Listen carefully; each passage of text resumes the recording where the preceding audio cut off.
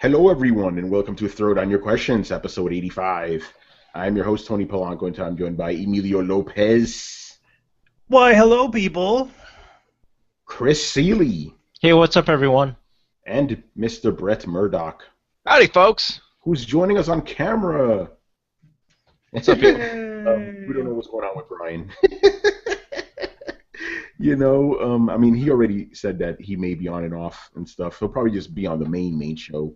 So what are you going to do? All right, not a lot of questions this week, but I do want to start off with this because somebody wanted us to address this. This dude, Alice Steen, in the comments, he goes, Tony, your coverage of Microsoft not allowing a black woman on the cover of Fable 3 was inaccurate. According to the Eurogamer article, Microsoft hired an external marketing company, and it was the company that refused a black woman on the cover. The Red Dragon did a piece on this on his YouTube channel. Also, there was no way to verify if the art director was actually being honest or just dumping on Microsoft. After all, Microsoft did shut down the studio, which was very disappointing. Okay, I see what you're getting at, but at the end of the day, the responsibility still falls to Microsoft. Microsoft isn't just going to blindly go with what some If it is it doesn't matter if it's a marketing company that is hired by Microsoft. They're still responsible for the company that is making any of these decisions. They still need to run these decisions to Microsoft.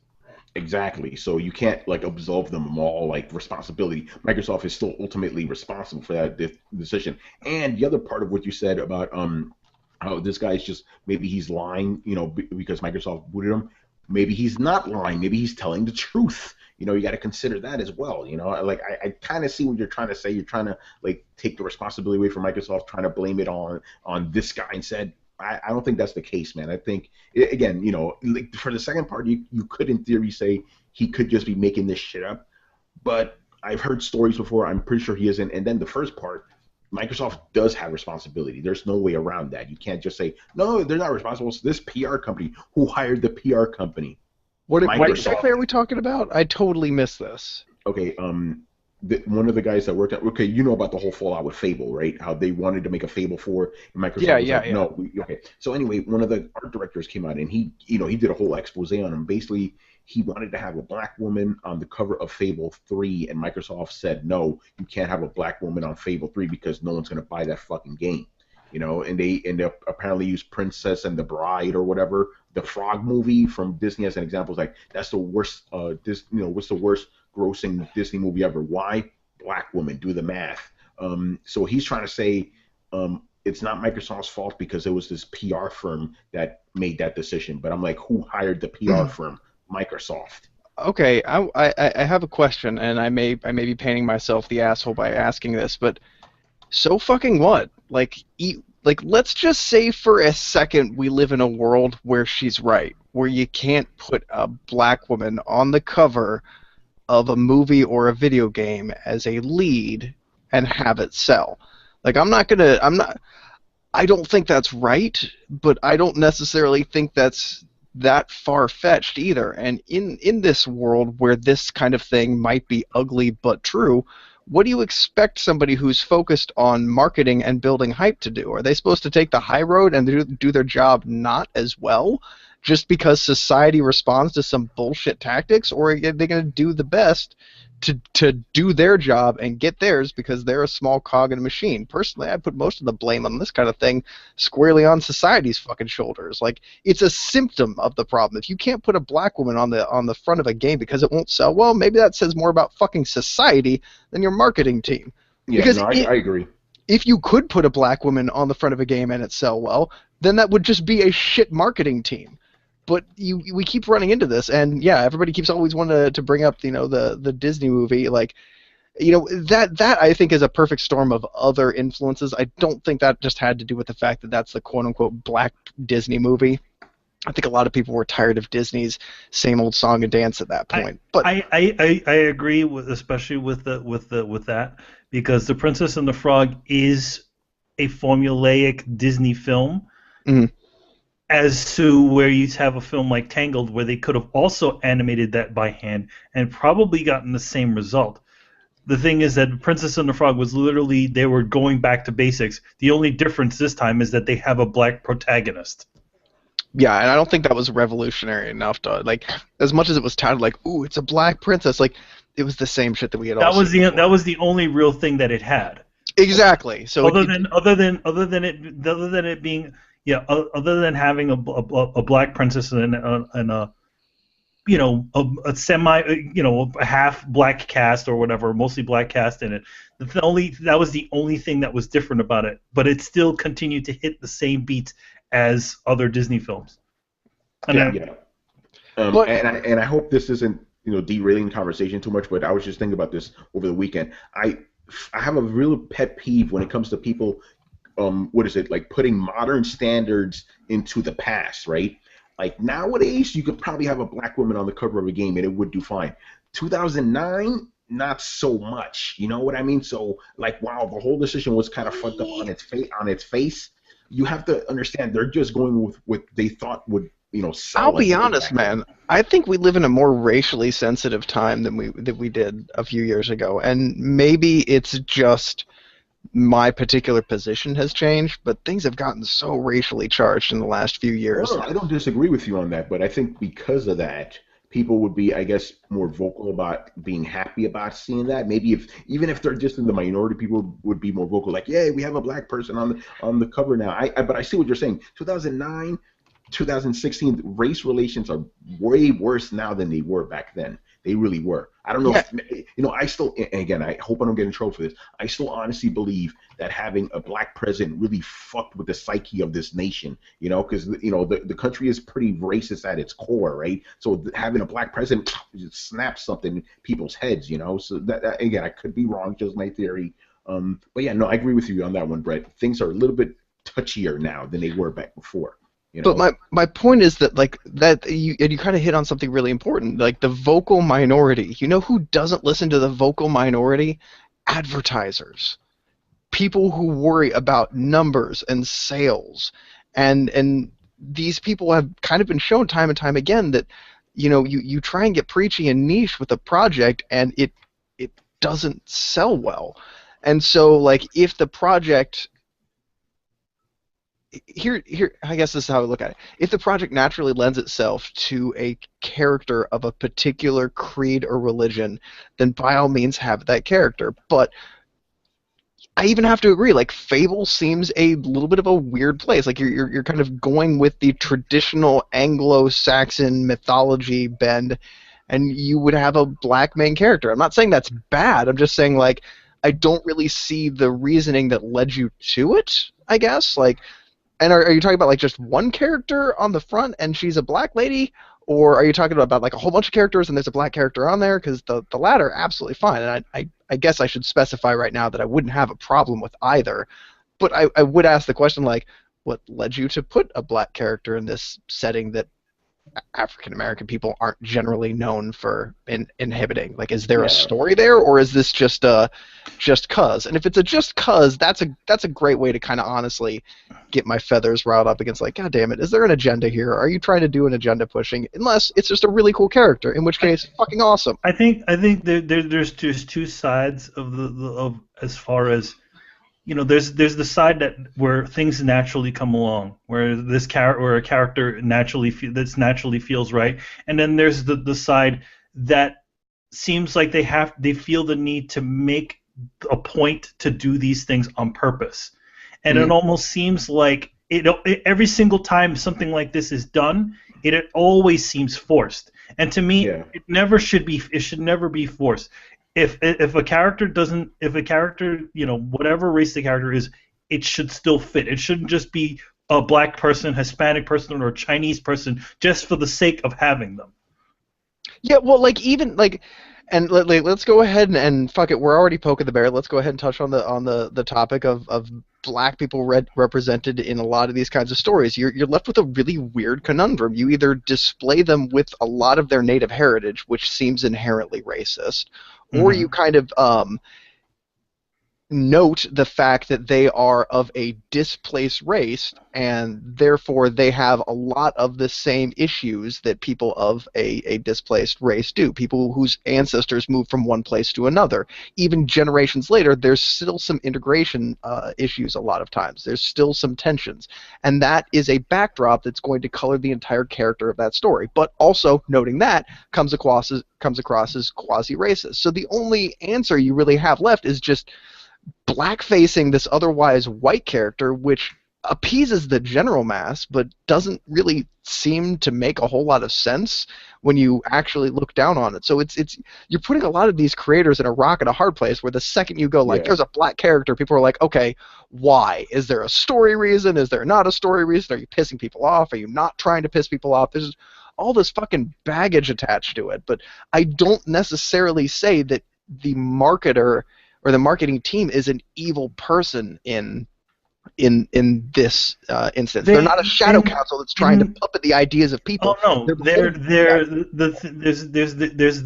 the point where they might be perpetuating some sort of thing, but at the same time, what does society say about that sort of thing?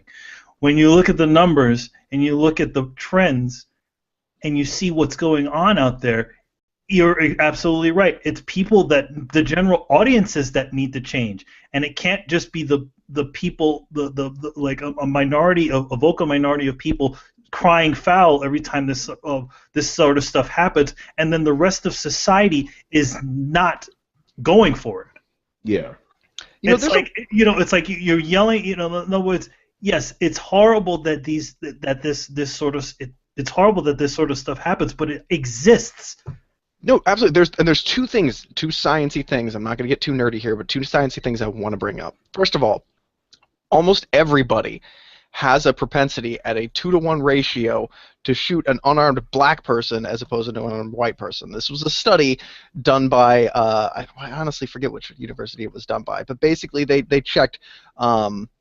It was a series of blind fire shots where it was a white guy holding a phone, or a black guy holding a phone, or a white guy holding a gun, or a black guy holding a gun.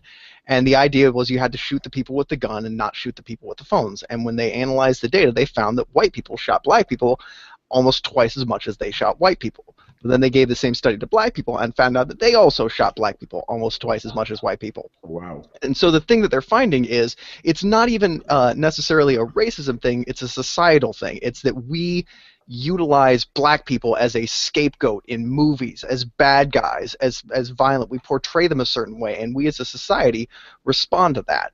Another study that they actually did on mice found out that mice of different colors kept segregated when put together would show signs of basic classic racism, of discrimination against each other.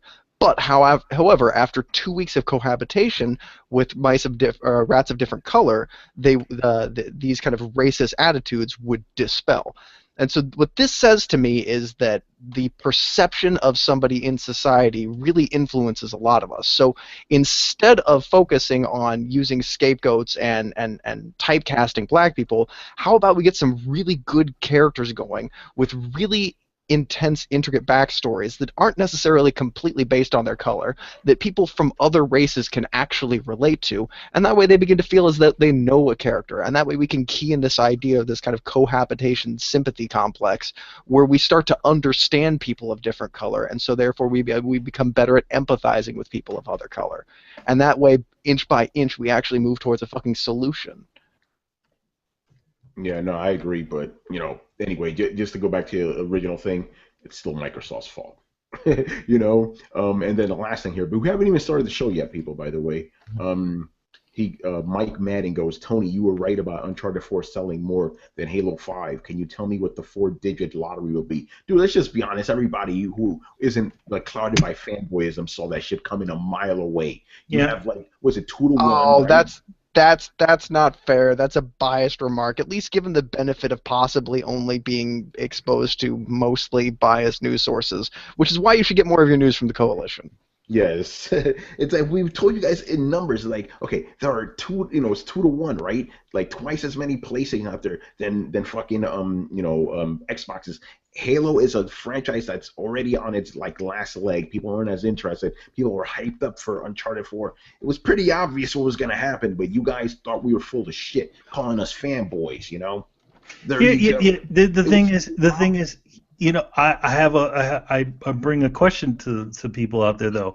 I think more people would have opted to buy the new Halo game if it was Bungie making it. If it was Bungie, it would have destroyed fucking Uncharted without question. I think it's a matter of install base, man. I think it's. I mean, the thing is, it's not satisfying, but it's the numbers. It's install based, and it's also it's install based, and it's also interest.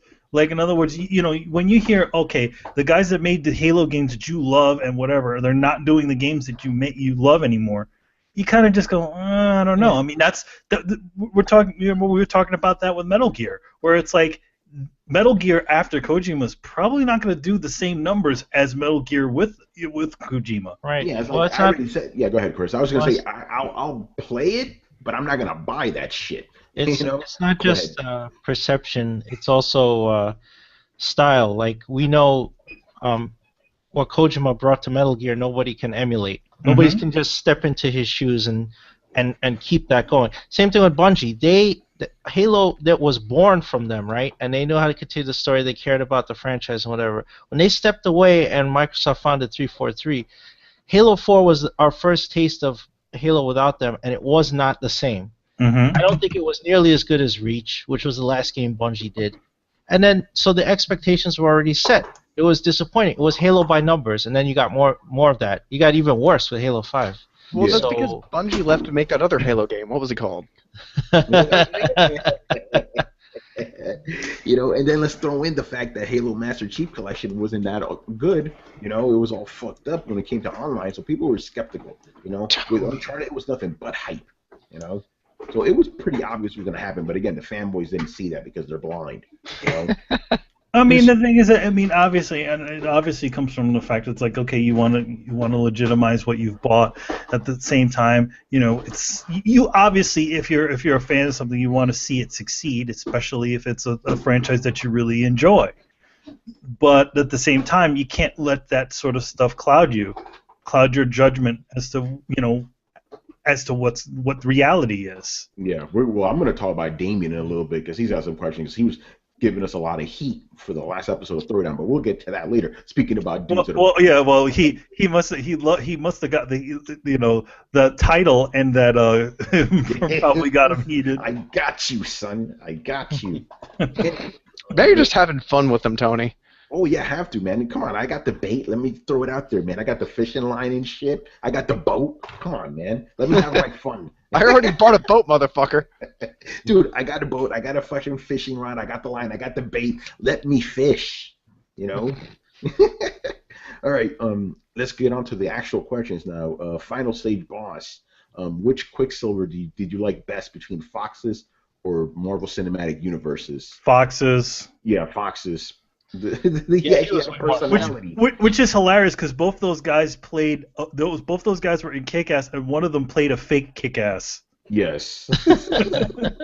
It was the one who was Quicksilver in the X-Men films. Yeah, he was the fake Kick-Ass, and then actual Kick-Ass was like a boring Quicksilver. It's like you had none of the fun of the Quicksilver from the comics, you know. So yeah, Fox wins by default, you know, and he's gonna be in 2 movies.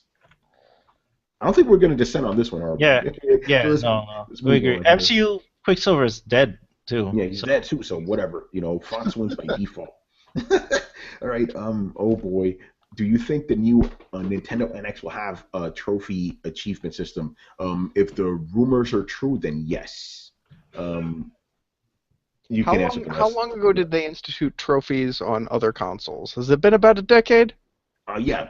Okay, yeah, then Nintendo will jump on board about now. Catch on. About now, 10 years later. That's right, you got to give them 10 years, you know. And you know what you have to do? You have to let Nintendo come to the idea themselves, because they don't look at the industry and actually figure out these things. They'll figure it out themselves. They'll be like, hey, you know, it'd be a really great idea if you got some sort of reward for doing specific things in the game, and they'll be like, oh my god, you're a genius! No one ever thought of this. It's like trying to convince my cat to do something. Exactly. And the Nintendo fanboys will eat it up too. Oh my God, achievements in games, this is the They're greatest not thing. called. They're not going to be called achievements. They're going to be called something like Nintendo points or some Yeah, stupid they're thing. gonna call them like coins or something after one of the franchises. Gold coins. There we go. You guys Yeah. don't understand. Like, you get a little actual golden trophy that you can spin around as a 3D model Yes. and look at. So that's why it's different, because you actually get collectible stuff. And then that unlocks, like, when you buy an amiibo, your amiibo can then run around holding the trophy.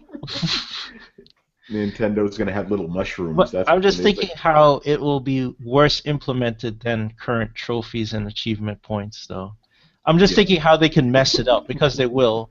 So I'm just thinking how it could be worse. Yeah. How about if you whatever have way- to be connected to the internet, but the console itself has a crappy internet connection?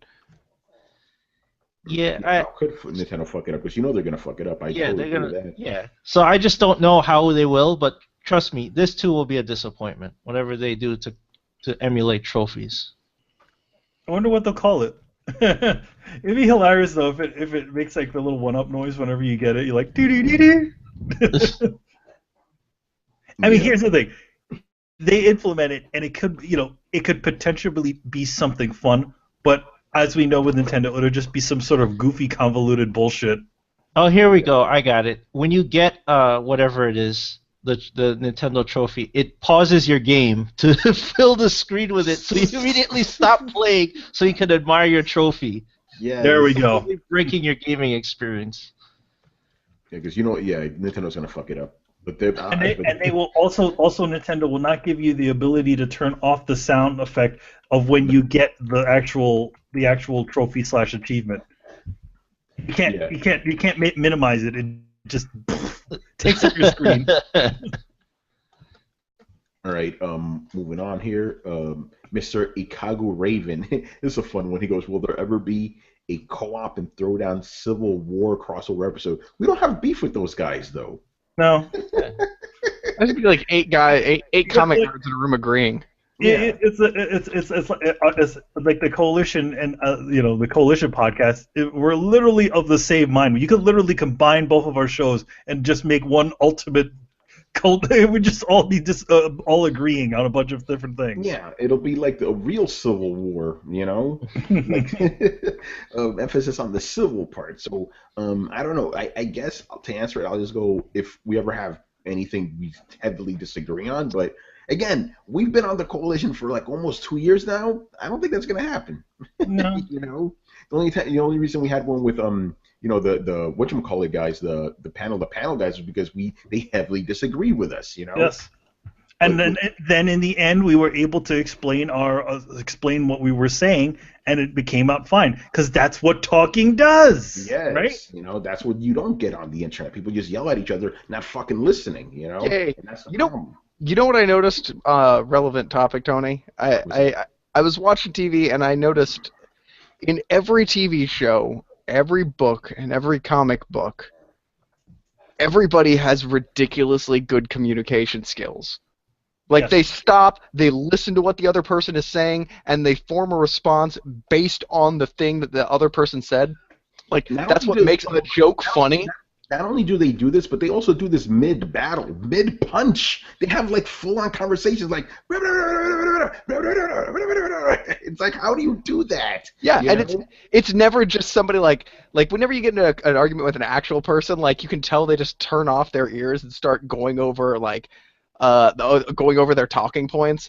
And, like, I gotta say, whenever you see these kinds of conversations in real life, they're the most boring, pedantic fucking conversations ever. The only time a conversation gets interesting, even when you're trying to insult somebody, is listening what they have to say and then burning them based on what they just said, or dismantling it entirely. That's the best stuff, I was watching the news the other day. I forgot what the hell it was, but basically the news guy was trying to get like an actual conversation with the guy next to him, and the guy next to him, he was just rattling off talking points, not even listening to what the guy was asking. It's like, dude, you're totally missing the point here. Rattle off your talking points by destroying whatever this guy's saying. You know what I mean? No, I totally agree with you, man. It's like, if you have it one side like that, you're not listening. Well, what the hell's the point of this? You're right. That is the best thing, man. You listen to somebody and you fucking take everything they said and just use it against them. Fucking rip them apart. It is the best thing ever, man. Gets my dick hard. I love that shit. All right, but yeah, maybe we've obviously done collaboration podcasts like we did during E3 last year. We may do one again this year, but Civil War type stuff, probably not. Again, like Manny said, we kind of do the same shit. I'm sure we can find something to disagree upon in the near future. Like, I don't know, Notch's comments on Twitter recently. Oh boy, I don't know, because the thing is, like the guys that run the show co-op, the co-op is Richard and Gary. They're the hugest Throwdown fans, so I don't see a war happening anytime soon. They love the shit we do. I don't know, Tony. You hold strong opinions about a lot of things. I'm sure if we went through the index, we could find something to argue over. Maybe. Well, anyway, I need to sidetrack right here. We don't have a lot of questions, so fuck it. What's going on with Notch now? Oh God. How do I even want to explain this? He got in trouble for apparently mansplaining to somebody, and when they accused him of being misogynist, he told them they were confused. Damn. It was, yeah, it was kind of fucking beautiful. I gotta be honest. Dude, that's awesome. But the internet has erupted in rage against him. Oh man, Notch. All right. And listen, a lot of the reason why Notch can say the shit he can is because he's incredibly rich. Yeah, pretty much. He doesn't give a shit. That's why fucking Trump is the way he is. Just about to say that. Trump can say whatever the fuck he wants because he has money. When you get to be that rich, you don't give a fuck anymore.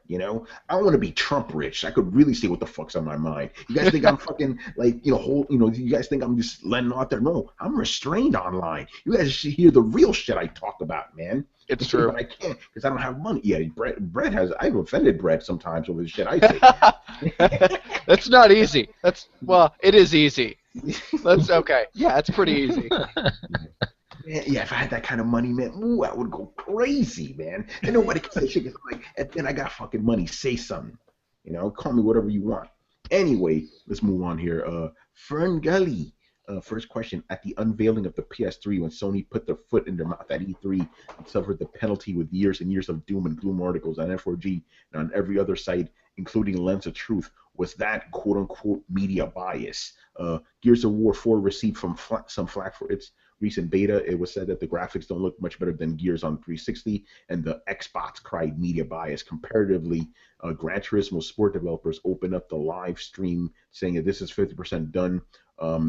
That the version initial was 50% done. There are articles everywhere saying that don't expect to be impressed by Gran Turismo Sport. CERN BGS team member stated Gran Turismo Sport sounds and plays like a PS3 game. No cries of media bias for the ponies. So yeah, was there media bias during the PS3 era? Please know bias? Please know that your answer may get you in trouble. Wait, was there bias against the PlayStation? A bias against the PlayStation? No. Before we answer the question, please, frame it under the proper context. Is basically the thing we've been hearing this entire generation is that there is media bias against Microsoft. I see the trap. I see the box and the stick and the string and all that. I see it. I see it. I'll play ball though. The short answer is no. It wasn't media bias. It was a series of bad decisions on Sony's point, which turned the public opinion against them, and they suffered for years because they couldn't play enough catch up when they couldn't play enough catch up well into the momentum of a console generation. So, no, there was no bias in that sense. All right, Brett. I need to stop right here because everything Brett just said. Apply that to Xbox One, it's the same shit. To be honest, the Xbox has a little bit better because they're not saying everybody's not automatically jumping to the conclusion of they're done. No, I don't want to develop for this thing. Nobody's ever doing that. Yeah, remember that asshole Gabe Newell talking all that shit about the PS3? Yeah. Can it? This thing's done. No one's saying that. So the PS3, the Xbox One has a little bit better, but was there media bias on both of them? No. People were just calling shit out for what it was, The PS3 was marketed at $600. They told you get another job to play this. They had no fucking games, and the games they did have ran like shit in those first couple of years, Yeah. The things that the PlayStation 3 got were deserved, and what happened? Sony learned from that. Apparently, Microsoft didn't learn from that. So when they did the same exact shit PS3 did, the same thing happened in return. The same exact thing. So there's no media bias. There's no media bias against fucking Sony back in the day. There's no media bias against Microsoft now. I know some of you guys are gonna say no, there is media bias. No, this only because you see it through your little Xbox lens. There's no personal bias. Well, yeah, there's personal bias too, but like overall, like systemic bias. Well, yeah, no. well, I mean, I'll admit that there is personal bias, and a lot of the people writing for a lot of the companies have trouble completely getting away from that personal bias. So you might see a sort of mitigated, widely disseminated favor in terms of one console or another, but that's also just because all of these systems are made up of people, and those people hold opinions. But even then, it's based upon things that a company did or things that a company did not do. So it's even then it's still kind of earned. So if you're witch hunting for do people hold an opinion? Like, yeah, absolutely people hold an opinion. But is there a conspiracy against Microsoft, or was there a conspiracy against Sony? Like, absolutely fucking not. It was a series of bad business decisions that led to consequences. And that's the end of that. Yeah. Chris, what do you say, man? I agree with what you guys said. I was going to make that point also, that the shoe was on the other foot with Microsoft this generation. They came out of the gate very poorly, and Xbox One was very ill received, and they have worked hard to try to catch up to PS4. Right? PS4 was the de facto console this year because of what happened at the E3 when they introduced Xbox One. Right? So they haven't gotten past that stigma. But is there media bias? No. It's not really. It's just that if somebody writes something with a narrative that you're not agreeing with, right, you guys are calling out media bias, right, because you don't like the opinion. Also, can I point out, like, and I know I preach about legacy all the time, so what's one more fucking stick to the pile?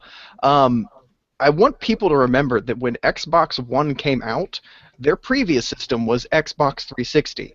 And I don't know if a lot of you fucking remember this, but Xbox 360 burned a lot of fucking bridges. For all of you looking at it through rosy-tinted goggles, being like, man, that was the greatest console ever, it was the greatest generation ever. Fuck no, that console was a piece of shit. And normally I am unbiased, or I try to be unbiased, but I will say it again. That console was a microwaved dog turd. It was the worst engineered piece of software producing garbage that I think I'd ever seen. It was so poorly designed, it couldn't vent its own heat correctly and baked its own motherboard inside of the case. I went through three motherfucking 360s, and I know I'm not alone. There were a ton of my friends who Hey Chris, were how all many did you go about through, man? I went to 3 also. Yeah, see? There were a lot of us that were all fucking about Xbox because, for those of you too young to remember this also, the first Xbox was a marvel of engineering. It beat the pants off of the PlayStation 2 and pretty much everything you could ask a fucking console to do. So when they came out with the 360, a lot of us were on board. A lot of us tech heads, a lot of us nerds, a lot of us super spec gearheads were absolutely on board when we had to choose a console and we got the spec sheets. So when the Xbox 360, and I'm not going to use this word lightly, fucking betrayed us, there were a lot of us that were just not going to throw in with Microsoft at the beginning of this generation, regardless of what the fuck they said at E3. And nobody seems to want to take this into account when trying to rack these numbers, that Microsoft spent years curating bad blood between them and their consumers. It was just a clusterfuck, and nobody wants to think that maybe, just maybe, hurt the sales of this generation when they launched a new console. And everybody like me is like, I'm not gonna fucking trust Microsoft to build me a console anymore. Watch that thing electrocute itself 3 months in, or sound like a helicopter trying to take off in my living room. I didn't fucking trust them. And now years later, yeah, okay, so the console seems to be holding up. It doesn't seem to be a complete piece of shit in terms of the actual components and the engineering of it, but now there are so many people waiting on the fence like me that it didn't pick up the momentum that it needs, and now the install base is so much higher on the PlayStation that it's going to mitigate a little bit of the quality to that side. It's what happens when you have the bigger install base. It's something that I dealt with last generation with everybody playing on the 360. It's something you're going to deal with this generation. But I just want to stress out, or I just want to stress and point out that the Xbox 360 was a huge steaming pile of feces that was unfit to see the light of day as an actual completed engineering product. I hope somebody was taken out behind a shed and beaten within an inch of their life for that thing. People forget that the original Xbox 360 was thrown out, and it was designed like it was thrown out very quickly, and that's why there was a lot of the issues that it had. Yeah, it was a piece of Yeah. crap. Because they wanted to get a leap on the market, which worked in their favor. Right, it did, and I've said this before. Like, I mean, Microsoft got a lot of forgiveness that generation. I know people who rebought their 360 because they couldn't get the warranty done because their system burned out like 2 or 3 years later. Like, there's nothing you could do then. I reflowed my Xbox twice, and I bought one. I bought another one. Like, it ain't got a lot of, but like Brett said, that built up bad blood. The icing on the cake was Dan Matchett. That really cemented it for a lot of people. Like, all right, I'm not buying this thing. I'll wait and see. And when you take a wait and see attitude, and then the thing doesn't get momentum, then it just, concludes that, oh well, I'm not going to buy this thing now. It's not doing anything. My friends aren't on it, so I'll go where my friends are, and that's what most people did, and they went to PlayStation. Yeah, and look what happened this gen. It's not that hard, people. All right. Next question here. He goes, the guys over at Gamertag Radio, shout out to Gamertag Radio, feel Uncharted 4 is the first true system seller of this generation. Do you agree with this? I said as much in my review, and I said by default because this generation has been pretty fucking lackluster. Just by default it is, I'd have to say Bloodborne, man. I know too many people that have literally bought a PlayStation simply to play Bloodborne to not qualify it as a system seller. I want to say about a third of the people. Yeah. Do you think Uncharted 4 is not a system seller then? No, I think it is. I just don't think it's the first. Okay. Fair enough. Yep. Okay. Fair enough. Because that's the question. Which is the first? I agree with Brett. I think Bloodborne is the first one. I think that that Sony tried to set up. I think Sony tried to set up the order to be. Let's be honest. The thing is, I want to agree with you at the same time. I don't know. Because don't you think Bloodborne is still a little too hard for the regular masses? I would have thought so, and I would have normally agreed that, and I absolutely agree with Manny. It wasn't meant to be a system seller. It wasn't designed or advertised to be a system seller, but it sold a shit ton of systems. And I think it proved itself because, Tony, even you got into it. You didn't play a Souls game before that. I'm going to have to, you know what? Because remember, the question is, which is the first? Yeah. It wasn't Second Son. That wasn't that. Second Son. It wasn't Killzone. It wasn't Killzone. It wasn't that. I'm going to go with Bloodborne. That was the first one. Technically, it actually was because it actually sold systems. That's the actual question here, right? So there you go. Uncharted, I guess the second one. But it doesn't negate the fact that this generation has been pretty fucking lackluster. Yeah, now if you rejigger the question to be what is the first, is Uncharted the first killer IP, like, quote unquote killer IP that PlayStation has, I would actually probably agree with that because Bloodborne wasn't designed to be that. It wasn't, the thing that you need to buy this other thing for. It just it moved a lot of systems because of the grassroots hype that it built. So it was definitely a system seller, but I don't know if it was the white whale killer IP that everybody was searching for. I think they hit that nail with Uncharted, and that's the beautiful cross section of a good game, good reputation with the community, and good advertising campaign, and all those have to be the perfect storm to create your killer IP. Yeah, totally agree. But yeah, sorry, the order. Yeah, I mean, the order was totally. Here's the thing. I could see you could definitely see that the order was being set up to be the poster boy. It's like the difference between Iron Giant and Quest for Camelot. Quest for Camelot was supposed to be like the movie that everyone wanted to see, but then it was Iron Giant that was really the better film. Yeah. Mm-hmm. But again, as much as I like the order, I do see the problems with it, and I think it's a good game to own, but I don't think it's a game that will sell a system to somebody. I mean, it's a good tech demo. If you want to show how good your PlayStation 4 games can look. Mm-hmm. But at the same time, it's not one of those games that I would suggest to every single person to play. Yeah. All right. That's an easy one to answer there. Next up, do you think these radical fanboys are getting paid to be this ridiculous, or is this really how they feel I'm not believing this stuff is real. They're not getting paid, obviously. So, and these No. guys these guys are legit. These guys, from that other podcast and any other fanboy podcast are 100%. They believe this shit. And I understand why people want to say they're, it's like they have to be getting paid for it. It's so ridiculous. But you have to accept that some people are just that fucking crazy. Well, the thing is, being a fan of something kind of negates sense sometimes. If you love something, man, remember, being a fan and a fanboy are two different things. Yeah, I'm sorry, a fanboy. It kind of negates sort of sense. It's like, okay, you're this big fanatic for this thing, but at the same time, you just don't want to see what's happening out there. You want your thing to be the winner. It's kind of sad, but I can understand where they really want to support whatever their thing is comes from. You know what I mean? That's what fanboyism is. You negate logic. You negate sense. That's what fanboyism is all about. You throw all sense of all that shit out the window in order to root for your fucking team, even when your team may not be that good. I have a theory about this. About fanboyism? Yeah. I think it's actually kind of a byproduct of the way that humans work. Like, the way that our logic works is we break things down into symbols and patterns, and then use those symbols and patterns as a type of shorthand to navigate our everyday life, so that we don't have to go through the intense mental process of calculating every little thing. And the problem is that works out pretty well in everyday real life, but when you come to things that you're a fan of or something that you're passionate about, the problem becomes that you win this little argument over here, or you have this little argument over here where A to B to C, right? And then you have this little argument over here, C to D to E, right? And you stop looking at them as their individual components and just look at them as like this initial chunk is correct, and so therefore this initial chunk is correct.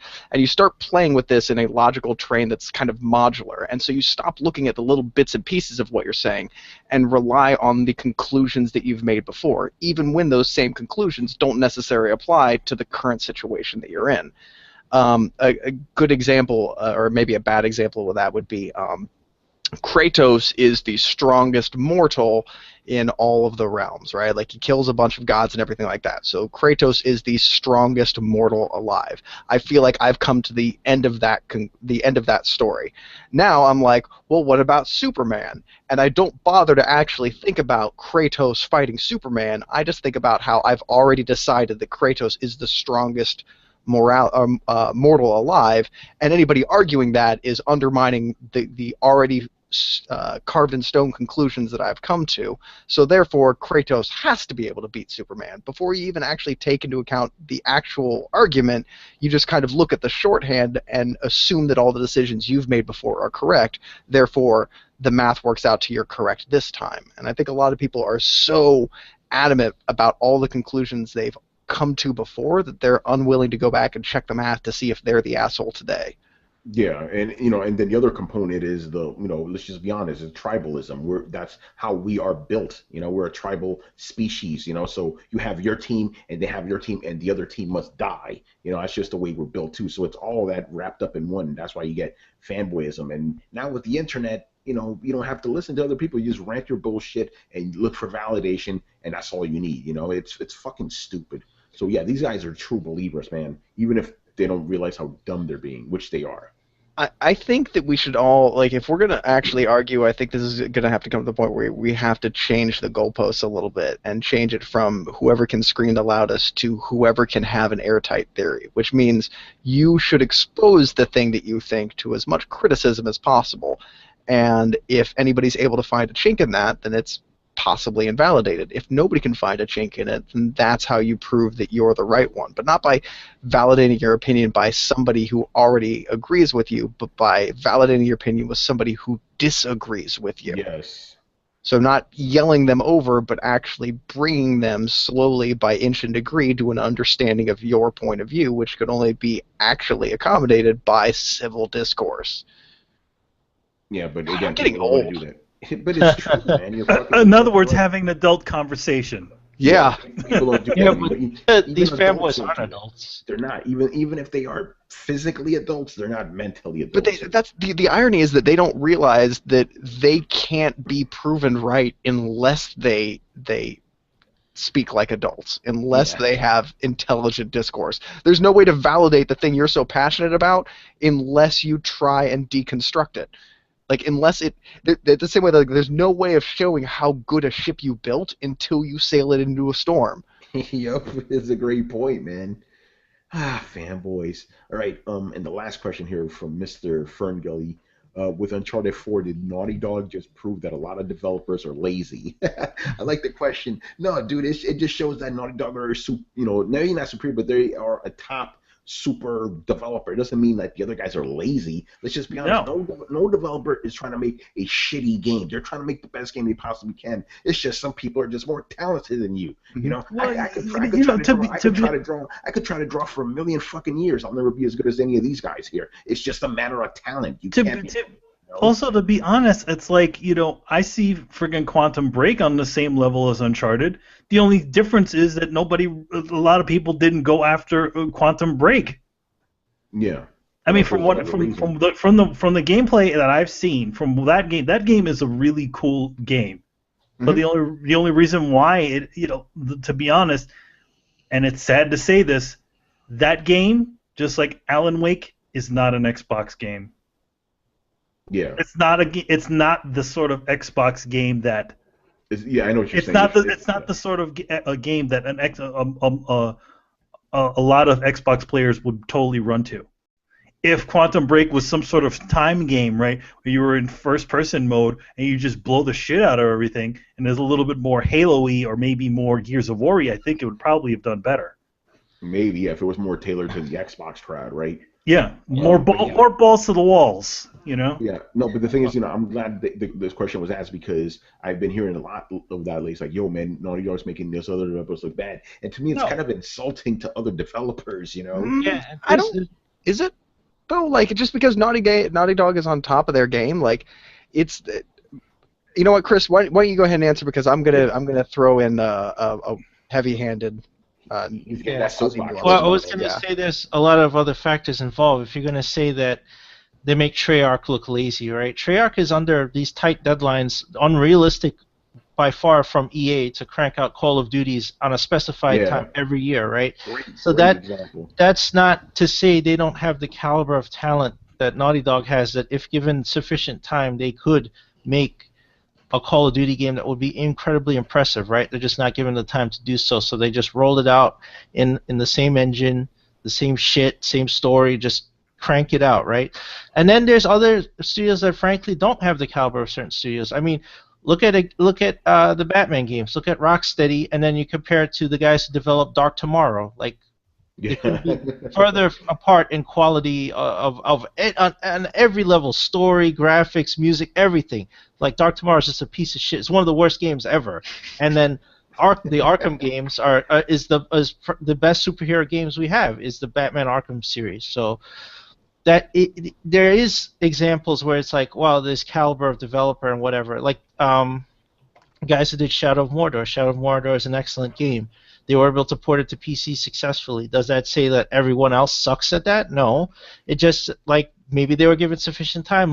Shadows of Mordor didn't have, like, a crazy deadline or whatever, It just, they were allowed to do what they do, and you got a good product out of it. Same thing. Naughty Dog was given time to develop this, like, Uncharted got delayed twice.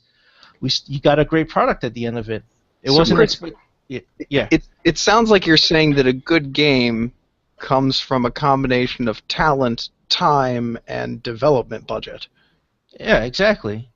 And that hamstringing any one of these things can hurt the quality of a game, and that's not necessarily the developer's fault, but can be the publisher's fault, or the investor's fault, or many other people's fault. Yeah, not necessarily the developer. Absolutely. Just how people go off about Gran Turismo is way better than Forza. Yeah, because it takes 5 years to make one Gran Turismo game. It takes 2 years to make a Forza game. Which one is going to be better? Go ahead, Chris. Yeah, I was going to say, look at Assassin's Creed. Look at Black Flag, and then look at Unity, right? Or what happened? Black Flag, they built off of their successes. They were able to put together a great game. Unity was given an unreasonable amount of time to be turned over on next gen, and then what happened? It turned out to be a piece of shit. It's like because Ubisoft put unreasonable demands on their developers, and that oftentimes will cause a project to collapse. A budget as well. Like you can do only so much with a certain amount of money, and then talent. Like Ubisoft obviously has the talent because Black Flag was a great game and Unity was a shit game. So how does that happen? Publishers stepping all over their creative team, setting unreasonable deadlines. Who knows what other things happened in there to screw up the game. But Naughty Dog is given a lot of independence and leeway. Obviously, from Sony, they could set their own deadlines, and they make quality games. They push the system. They explore things, and I think out of that, when you try to push the envelope every time, because I remember Uncharted 3 used to make my PlayStation 3 try to take off for freaking overheating, because they were always pushing the cell processing engine, trying to find new ways to do things, and then you get a quality game out of that. So they're pushing the envelope of PS4 now, doing the same thing, and you got a great quality game. And I wish that would happen more often, but more often than not, either developers are put under ridiculous constraints and deadlines from publishers. Publishers interfere with the creative process, or they're not given enough budget, or they just go for the lowest bidder, which might be a development team that is not skilled enough to produce what they want. And then you get shit games. Yeah, exactly. I mean, look at I'm not gonna say it's a shit game, but you played Arkham Origins, right, Chris? Yeah. I know WB Montreal did that, and it had a lot of problems. I did like the story. I did play through it, but yeah, it had glitches. I've been caught in a few of those.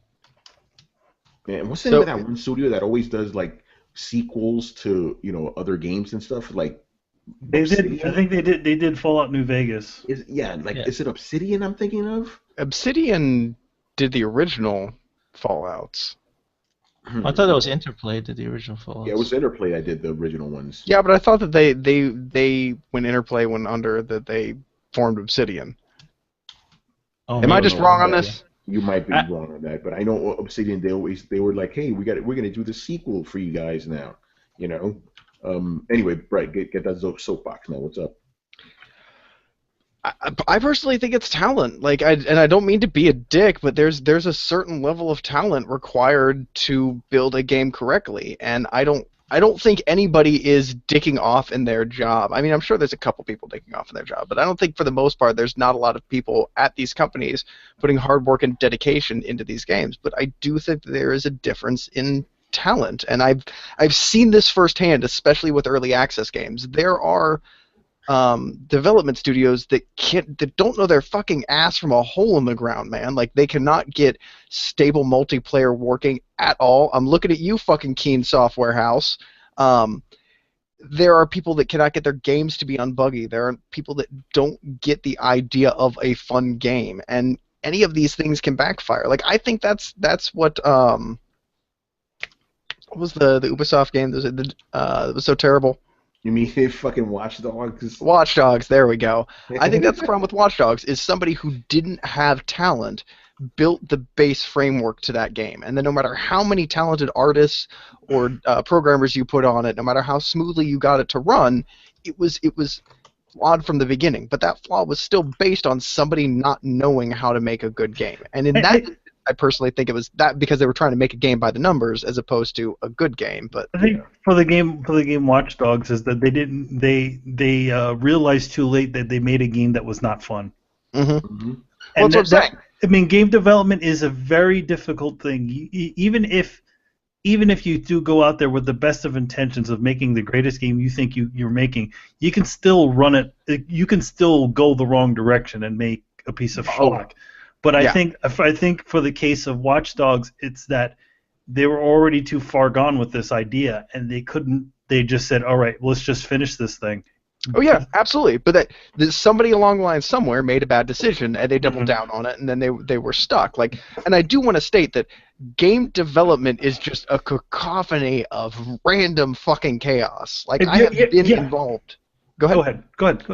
I've been involved with projects where you have just a fraction of that number of cooks in the kitchen, and shit goes sideways real fast. If you've ever seen behind the scenes in movie production, it's kind of the same way. It is an organized explosion that everybody is just holding on by their fingernails until the whole thing gets complete. So it's not like people are sitting around being like, you know what, I think I should make this bad decision. It's just that there's so much chaos going that managing that is a skill and a talent in and of itself.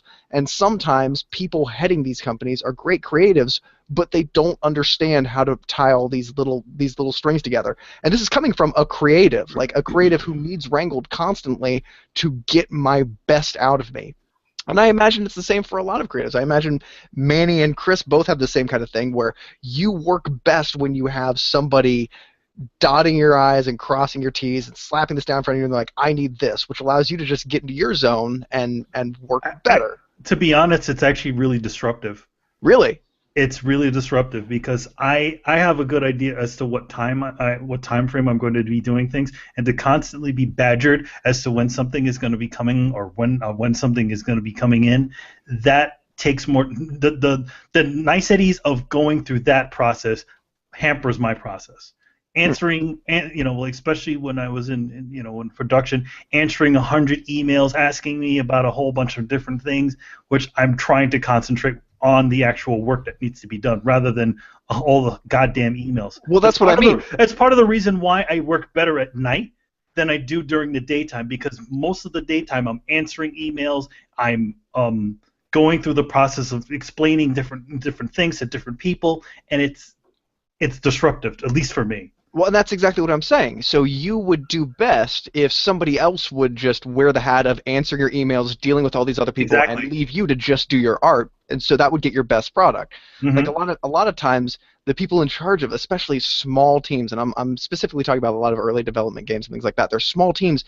Sometimes they have a creative in charge, and they don't. It's why you need a Steve Jobs to really get the potential out of a Wozniak. Mm-hmm. As much as I fucking hate to say that shit. No, you have to have at least in every situation, you have to have the guy that handles the business side, and then you have to have the guy that handles the underworkings of it, getting it together, making it look good, that stuff. Well, I think that Steve Jobs is an odd example because he was even though he was on the business side and the visionary sort of, he's a different type of business guy than what we have now. We have a lot of guys in here that are in charge of productions that Manny works on or I'll work on or whatever, that don't know the difference between a good product and a bad product, right? Yes. They don't really have that vision and that sense. And that's the problem. That's the lack of talent that I'm talking about. So when I say a lack of talent, I don't mean on the developers or the artists. I mean at the fucking helm of the ship.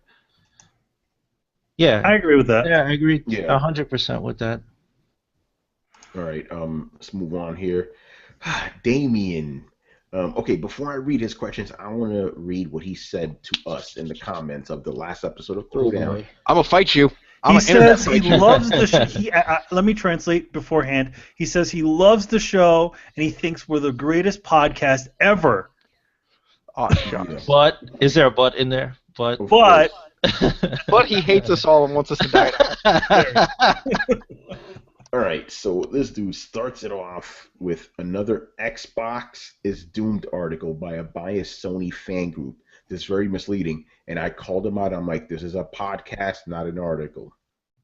So I actually said, are you serious right now? The only biased dude here is you. This is a podcast, by the way. So he goes off to say, dude, your lady guest, shout out to Jaleesa Foster, Crunkgirl 711.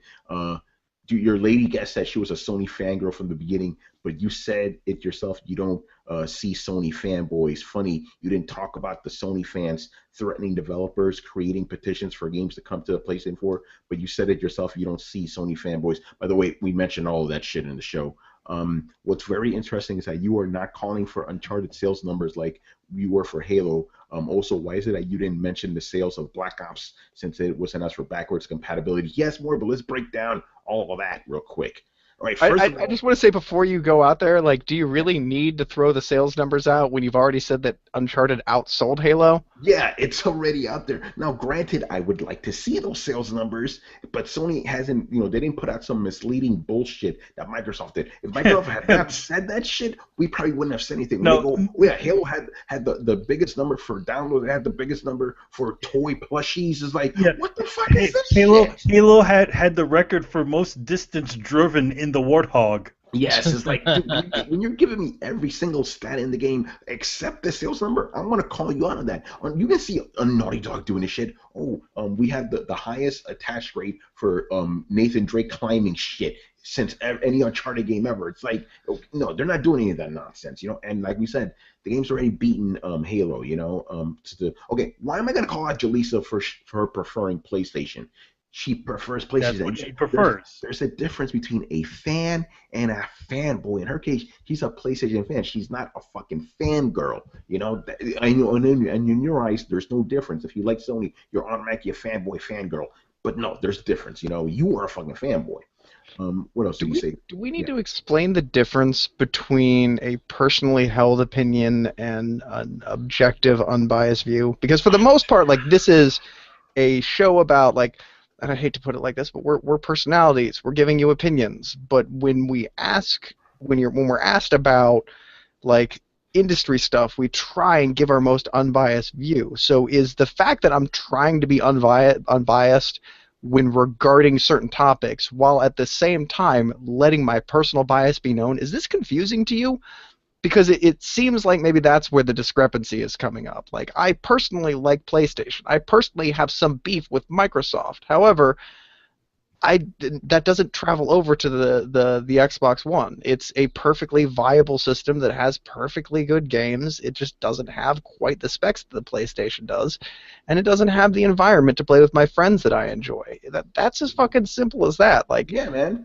I can hold opinions and still give an unbiased viewpoint. That is possible. Yeah. Right. And then hold on. Oh, go ahead. Actually, Chris, say something. Because No, I would just say this right now. If I just had Xbox One, like I had Xbox One first, right? So Damien, understand this. All my buddies, Tony, Brett, Manny, all my other friends and whatever, went over to PlayStation, right? If I just sat there just playing Xbox and hoping people get out, you know, most of my 360 list people I used to play Battlefield with and whatnot, they've all dropped off Xbox. So I'd just be playing that by myself if I just went, oh, well, Xbox is the best. No, I had to go, you know what?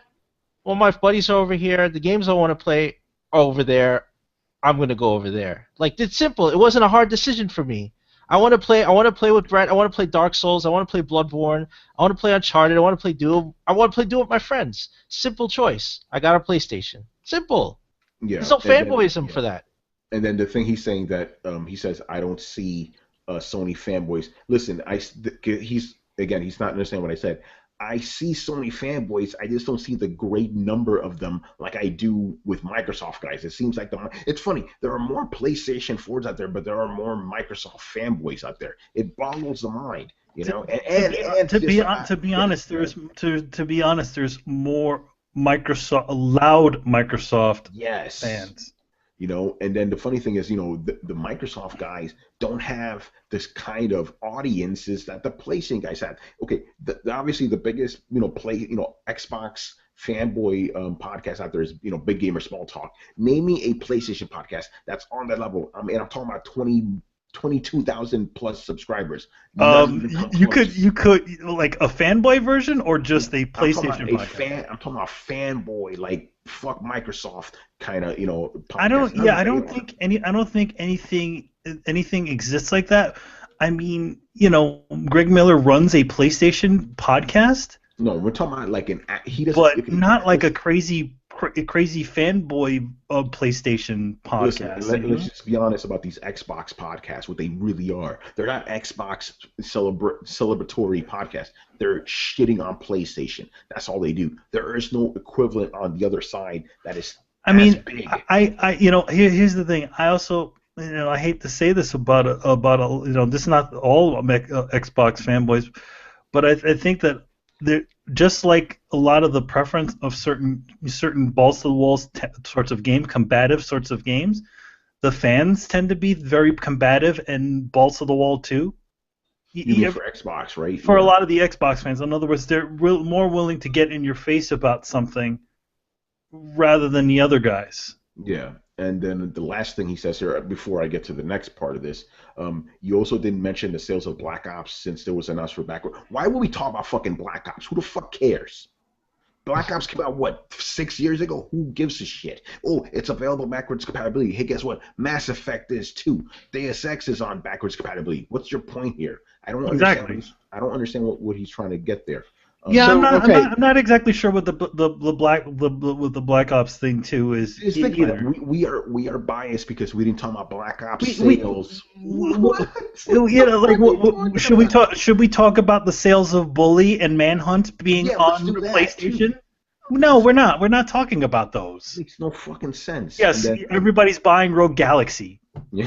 You know, come on, dude. Yeah.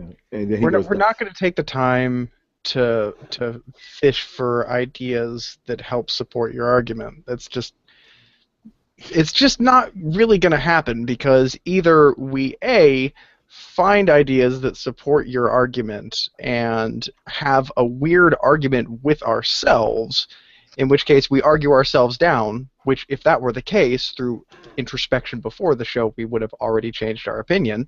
So option A just leaves us yelling into a hole like a jackass, disagreeing with ourselves. Or option B, we prevail against the straw man that we've built and put your little name tag on, and just end up bashing our ideas into your ideas when you have no chance to defend yourself, and seem like an internet asshole who triumphantly conquered this fucking straw man. It'd be bullying you with no chance to defend yourselves. It's a lose-lose situation. There's no tactful way to do it, and there's no other way to put it. That's not how a fucking gentleman acts. Like, you don't do that shit. We're either going to try and bring up points or not try and bring up points. Like, that's why we have a Sunday question show, so you can ask us about that kind of shit. But even then, like, if it's not newsworthy, it's not really newsworthy, and we don't really see it as newsworthy. I'm sorry that Uncharted is more newsworthy. We're gonna fucking talk about that. It's a big fucking deal. I haven't heard anybody talking about Black Ops. Black Ops, not Black Ops 3, Black Ops. Yeah, I know. That's what I'm saying. I haven't heard anybody talking about Black Who Ops. the fuck cares? And then here's the thing, just to break it down, right? Okay, obviously we're talking about the big news of the day, right? But at the end of the day, we're going to talk about the shit that interests us. Why do you think we talk about Metal Gear so much? Why do you think we talk about Dark Souls so much? Because that's the shit that interests us. Well, that's the bias that he's talking about. I do understand the sense that, like, we don't dig for things that you would find interesting that we don't find interesting, but at the same time, like, we also follow a very basic algorithm of, is it news? Are there a lot of people interested on it? Are there a lot of people talking about it? Some of the topics on here I could give a fuck less about, but people are talking about them, so we talk about them because people want to know what we think about it for some fucking reason. I still don't get it, but there you have it, man. Like, yeah, it's just insane to me. It's like, okay, listen, obviously we're not all going to think everything we do on this show is exciting, but the way, here's how I always make us throw it out show. Okay, it's this big. Is the majority of the cast going to be interested in this? If it meets those two, it makes it on a show. If it's big, but no one gives a shit, I'm not going to talk about it. Why do you think we didn't talk about Destiny for months? Because none of us gave a fuck. We understand. Because none of us have anything to add. Exactly, dude. And here's the thing. Okay, obviously, why do people listen to this podcast? Because you like our personalities, right? Do you really want a bunch of robots reciting all the latest news? That's fucking boring. No one wants to hear that shit. So we'd rather focus on 2 or 3 stories a week that are really good, that are going to get us all amped up. And you guys obviously like it, except for Damien, obviously. But I mean, what do we have? Oh, actually, just to toot our own horn here, we have like 420 followers on YouTube. We hit 120 on SoundCloud recently. We're doing something right, so we're not going to go fish for dumb shit that, only one dude's going to care about. Well, even then, like, we can bring up topics and then be like, yeah, so, I mean, that happened. There are things that we are knowledgeable about, and there are things that we are not. And there are things that people are interested in and things that are not. Like, don't get me wrong. If there's something that none of us give a fuck about, or we think it's a stupid subject, but the internet is fucking on fire about it, we will try and talk about it. Yeah. Even though we don't necessarily want to. If there's anything that we can add, or even open up a dialogue in front of you guys, we're going to do that. But there's stuff that, like, okay, case in point, hey guys, Black Ops just came out. How's everybody feel about that? Yeah, That's see? how we feel, yeah. Now, here's the thing. If Black Ops was somehow out of nowhere magically was doing immense, insane numbers, we would bring some attention to that. Where it'd be like, Well, for some reason, this is happening. Yeah, like Black Ops has been downloaded more times than new games. Then that shit to talk about. Not just, it got released. Hey, guess what? Valkyria Chronicles got released. We all love that game. We're not talking about it. Yeah, we weren't talking about it. No one gives a shit. You know? Dude, on the sales numbers, each month we talk about Grand Theft Auto. Nobody here cares about Grand Theft Auto anymore, but it's in the fucking sales every month, so we talk about it. Yeah, like, oh, there's Grand Theft Auto again. We'll just omit that. Like, hey, yeah, and there was this other game, this crime game with the car. Yeah, exactly. All right, I want to get to this final part. And Brett, this goes back to what we were talking about before. It is so much juicier, so much better when you can have somebody argue with you and you destroy all their points. I'm about to do that right now. All right, so he goes, the fact is you are as biased as I am. No. Okay, here we go. You made an article on the sales of Tomb Raider. No, I didn't. And you constantly bring it up. No, we don't. But what about, here's where it gets good. What about the dud that was Street Fighter V? But of course, not a peep from you. Okay. What? Have we? Wait. Just let me back up here. Just so to reiterate, Damien has said we have never talked about Street Fighter V on this podcast. How many podcasts have we dedicated solely to Street Fighter V? 2. How many times have we talked about Street Fighter V? Too many fucking times. Yes, in fact, on the last episode, we talked about how much of a disappointment Street Fighter V was. Damien, let me get this straight. So you heard the part where Jaleesa, talked about how much she loves PlayStation, but you didn't hear the part where he said, hey, Street Fighter V was a fucking mess, was a sales bomb. You didn't hear that part, right? Oh, but you did hear the part where we said Uncharted was good. And you heard that, right? Come on, son. Yeah, what about the other part where you didn't even talk about the sales objectively or anything objectively about Street Fighter? You talked about subjectively how much it pissed you off and how much of it was a piece of shit and how pissed off you were to be thrown under the bus for the Major League Gaming crowd instead of actually having them pander to you, the guy who's been buying Street Fighter for 20-odd years. I specifically remember you getting heated about this. Yes, Damon, okay, I've never written anything about the sales numbers of Tomb Raider, yet I did write a whole editorial tossing Capcom on the bus because they didn't give a fuck about me when it came to Street Fighter, because they didn't give a fuck about Chris or Manny when it comes to Street Fighter. I wrote a whole editorial talking about how they fucked up and kissed ass at FGC, but I guess that didn't happen, right?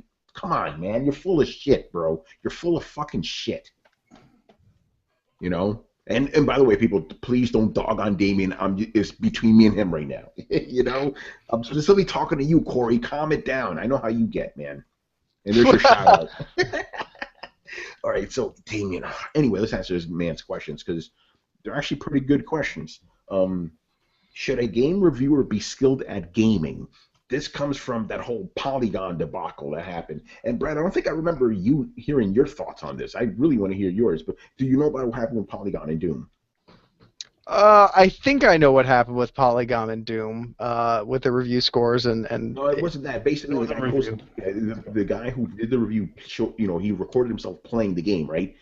It looked like if you were to give the controller to a retarded 4-year-old, and this is a professional reviewer. The guy couldn't fucking make a shot. He couldn't move and shoot at the same time. It was fucking terrible. So this brought up the question of, hey, do you need to be a skilled gamer in order to be able to review games? I maintain, listen, you should at least be able to beat a game on normal without too much difficulty. If you can do that, you're qualified to play a game. You don't need to be esports level. You don't need to be fucking Daigo Umahara. You don't need to be that. But if all you do is beat games on easy and that shit is too hard for you, you may not, you shouldn't be in this position. I understand they're looking for better writers and gamers, but in my mind, ideally, you should be a good fucking gamer too, So yes, that's my answer.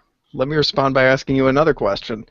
Should somebody who judges the viability of fishing spots be allowed to judge the viability of fishing spots if they can't catch a big fish? Would you trust a restaurant guide from somebody who can't eat half the ingredients? Would you trust anybody who can't do half the fucking thing they're expected to tell you how good it is? The answer to all those is no, no, no, and no. Of course. No. Hey, let me review. Send me to a seafood restaurant. Have me review that shit. A guy who A, doesn't like seafood, and 2, can't eat shellfish because he'll fucking die. Yeah, send me there, right? Hey, but I can write really well, So yeah, but you can review the rice while you're there. You can't review half of a product if you are not good enough to get all of the out of, like, it's the same way, like, if you don't know how to drive a car, don't review a car. There's a reason why I love the original fucking Top Gear, because they know what they're fucking talking about, and they know how to push just about any car into redline. They know how to shake that thing and tell if every last drop is good. If you put somebody who doesn't know that much about cars in one of those, they'll be like, I don't know, it goes fast, feels solid, I mean, seems good. You don't know enough about the intricacies of it to be able to judge it. I would fucking prefer if my game reviewers had some programming experience. God fucking forbid that I want them to know what they're talking about under the hood a little bit. So yeah, not even being able to complete the game, especially on all of its difficulty settings, I view as like you didn't finish your job. Yeah, I except the difficulty things, I don't think you need to beat the game on hard in order to review. I'm not saying that you need to, but you need to be able to. If you get to the point where you're like, damn, this game is fucking challenging me, then that's fine.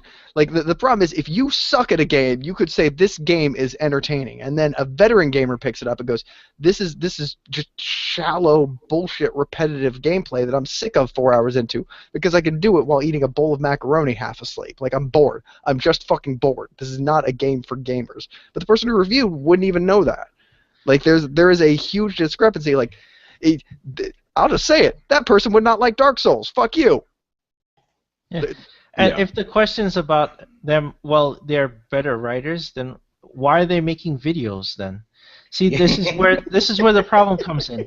It's because of publications like Polygon or whatever wanting to compete with YouTube and Twitch streamers that they are now making more video content, and that's where all the problems are becoming visible to people, with the reviewers not being skilled gamers, right? Because I just watched a stream the other night. This guy was playing Doom on Ultra Nightmare, and I saw this guy destroying monsters, right? Ultra Nightmare is like 2 shots and you're dead. Like, it's the hardest mode in the game, and this guy was playing it on there. These guys on streams are no joke, right? So by comparison, these professional reviewers, these guys are paid tons of money to review games. They look bad. They look fucking bad. It's like, how are you writing this stuff? You can't even play the fucking game. So all those flaws become visible, and then this question now comes up. But like Brett said, if you can't drive a car, you shouldn't be writing for Car and Driver. If you can't eat shellfish, you shouldn't be reviewing seafood. Like, these are simple things that you would expect that a reviewer would know if they're in a particular field. Yeah, and the funny thing is, like Manny said, they don't hire these guys based off of it. They don't. They hired on their writing skills and not their ability to play a game. They at least need to be able to finish a game or be able to write about their experiences within playing the game. But now that the media has evolved to include video now this the entire conversation. But I also feel like just because you're not good at a game doesn't mean that you can't still have an opinion about a game. I mean, to be honest, I'm not that, I'm not gonna lie. I'm not the greatest I'm not really that good at Uncharted, but I enjoy the game. While I think that's important, I think I have this idea that anything worth doing almost shouldn't be able to be done on the first try. Like, to get something truly satisfying, to truly master something, and to truly have fun with something, with anything else in real life, you have to put a little bit of time in it. You have to learn how to play it. And I think that's why Dark Souls is so good. But, and if you want to learn to do cool yo-yo tricks or fucking spin plates or twirl fire baton or something like that, by the point that you're A, really having fun, and B, you're doing a really good job to the point where people looking at you are envious. When you are doing an enviable job is when the true joy of this task really comes out. And I feel like pandering to the lowest common denominator in terms of difficulty robs us of that. And I think that's part of the reason we're seeing games watered down. I think that's part of the reason that we're seeing roguelikes and survival games actually becoming more and more of a thing each day, is because if you pander towards the person, even in cooking competitions, and I had somebody who does competition barbecue tell me this, you flavor your meat differently when in competition than you would when actually eating. Like, for instance, you don't want to sit down and actually eat a plate of competition ribs, because competition ribs are flavored so much that it's just too much. You cannot handle that amount of flavor. It kind of makes you sick or nauseous. It's too rich to be able to actually eat like a meal. But you're not pandering towards the people that are actually going to be eating these ribs. You're pandering towards the judges who are going to open the box, smell it once, take one bite, and then clear their palate. That's who you're aiming for. And the problem then becomes you may make the world's best ribs that smell and look delicious, but nobody can fucking eat a whole portion of them. They're not the kind of thing that you're going to want to go home and make for your family. And so when these award-winning competition recipes come out and people go home and they try and copy these recipes and make them for their families, they're not very good because they're not designed to be eaten in mass. They're designed to be eaten in very small portions while coming off of a whole different flavor set. And I think that's a pretty good allegory for designing games for reviews and those reviewers not knowing how to actually play the games. You reach a cycle of diminishing returns that you get because of the fact that somebody is just judging a game based upon its surface veneer, and so you end up with games that are just all surface veneer.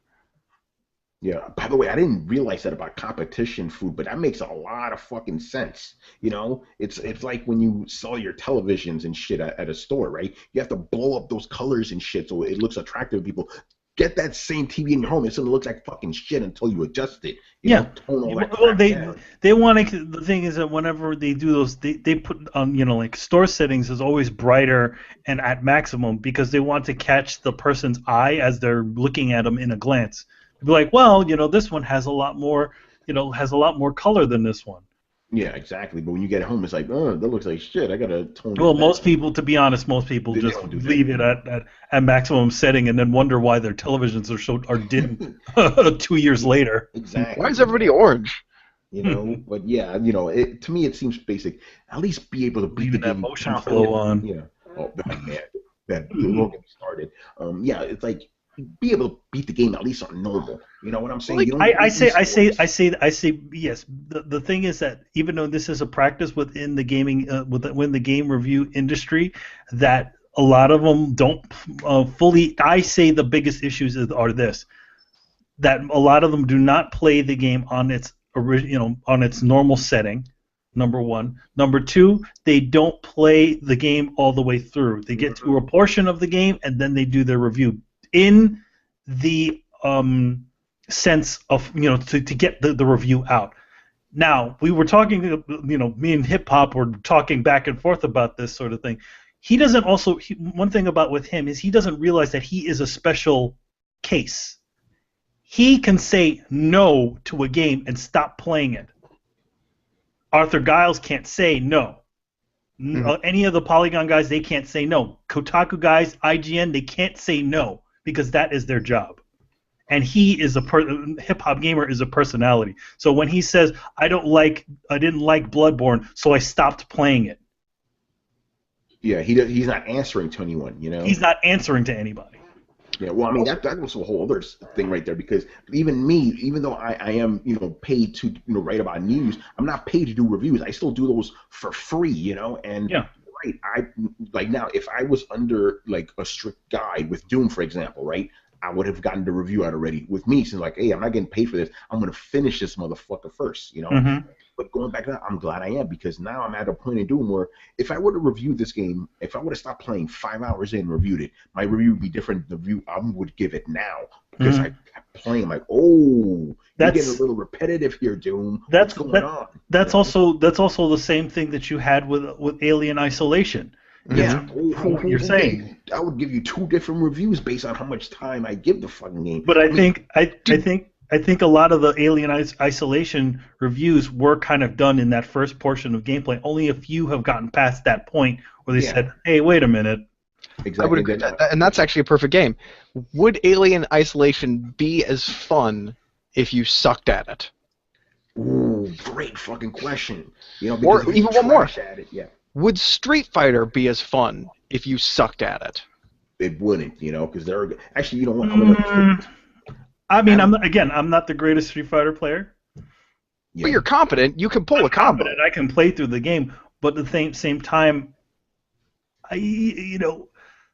constantly losing can be a thing that can bug people. That's part of the reason why a lot of people don't like the idea of Dark Souls. They don't understand that losing isn't, dying or losing is not the end. It's a learning experience.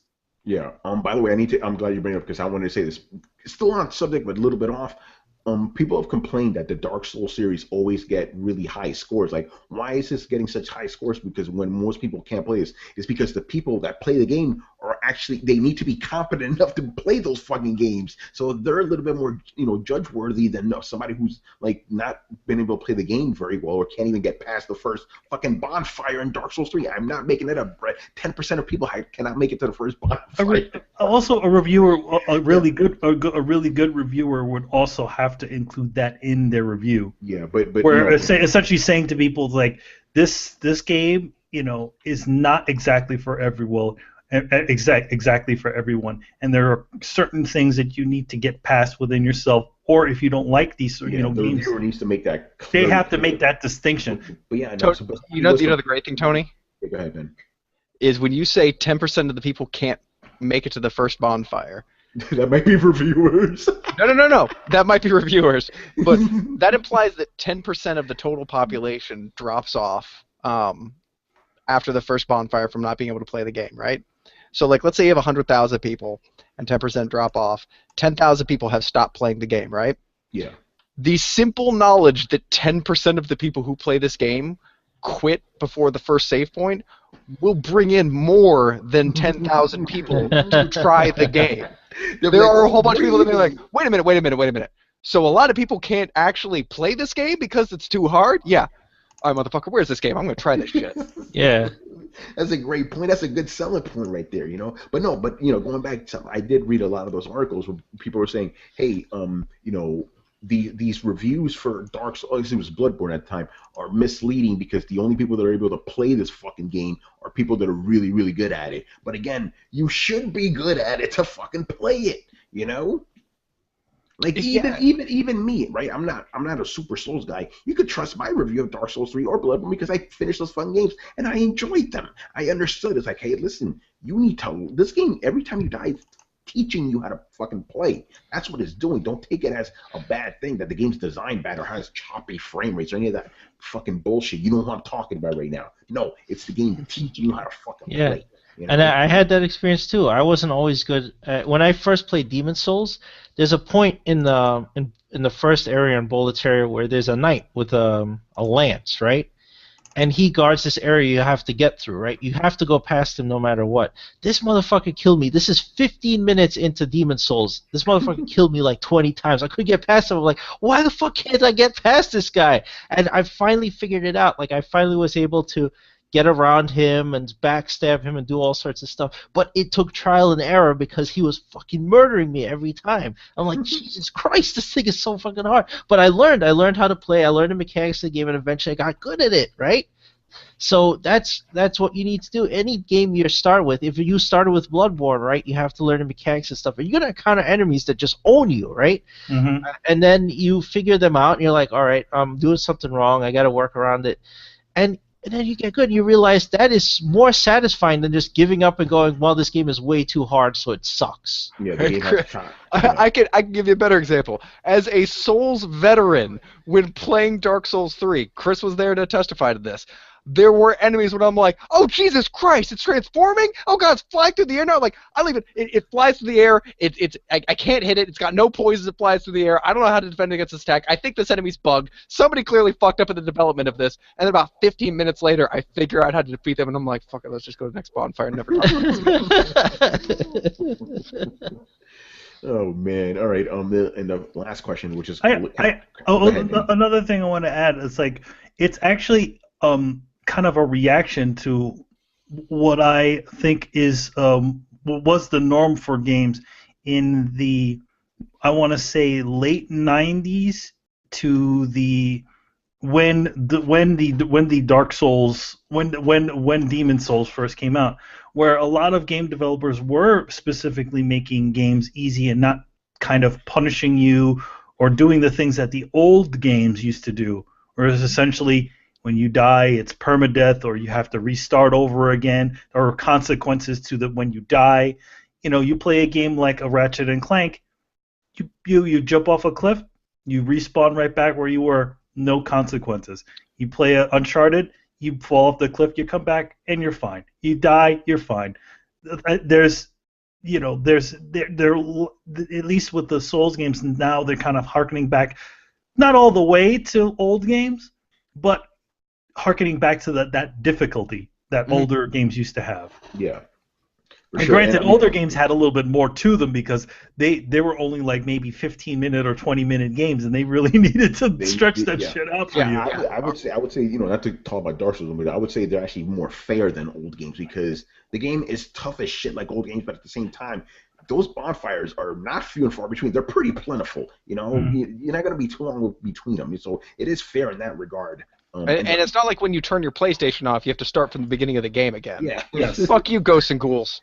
Oh man! All right, the last question, which is kind of related to the first one. Based on the Doom playthrough debacle on Polygon, is gaming media and gaming journalism a joke?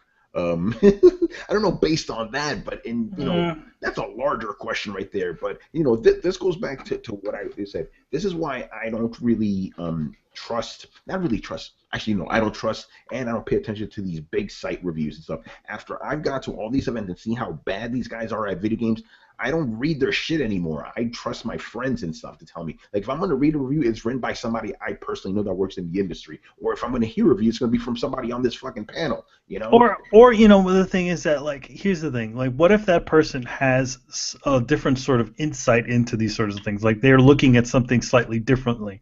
I like to have a little bit, like, I feel like just because a person is not incredibly great at a game doesn't mean that they can't have an opinion or review a game. They can, but it also doesn't mean you have to pay attention to it. No, you don't need to. Here's the thing. It just further shows that these people, are not the experts, but they never claim to be experts. No, but people see them as experts. People see them as experts, but they never claim to be to be experts. They, and general populace. I mean, I'm sure everybody considers like a guy like Adam Sessler, an expert at games, but he's not really an expert at games. He's played quite a bit of games, but he's not an expert at games. But he can be considered one. You can't, and you wouldn't be considered wrong to. You wouldn't be considered wrong to think that, but at the same time, they are not. Those guys are not the end all be all of these. Of reviews or anything like that, or being experts at games. Yeah, but again, when you claim to be a critic, you do kind of you possess the moral or the authority to. Yeah. Is there a certificate? Is there a certificate that comes with being a critic that you have to go to schooling and? No, in a lot of places, a journalism degree. Oh no, you wouldn't be able to be a food critic without having a diploma in some restaurant-based. Well, but I mean, to be honest, but there's also food critics that are just cooks. Yeah, well, yeah, but still, like there. A lot of areas where there are critics, there is some form of like if you're going to critique novels, you should probably have a literary degree. Yeah. So there's you probably should have one, but that doesn't mean you really need one.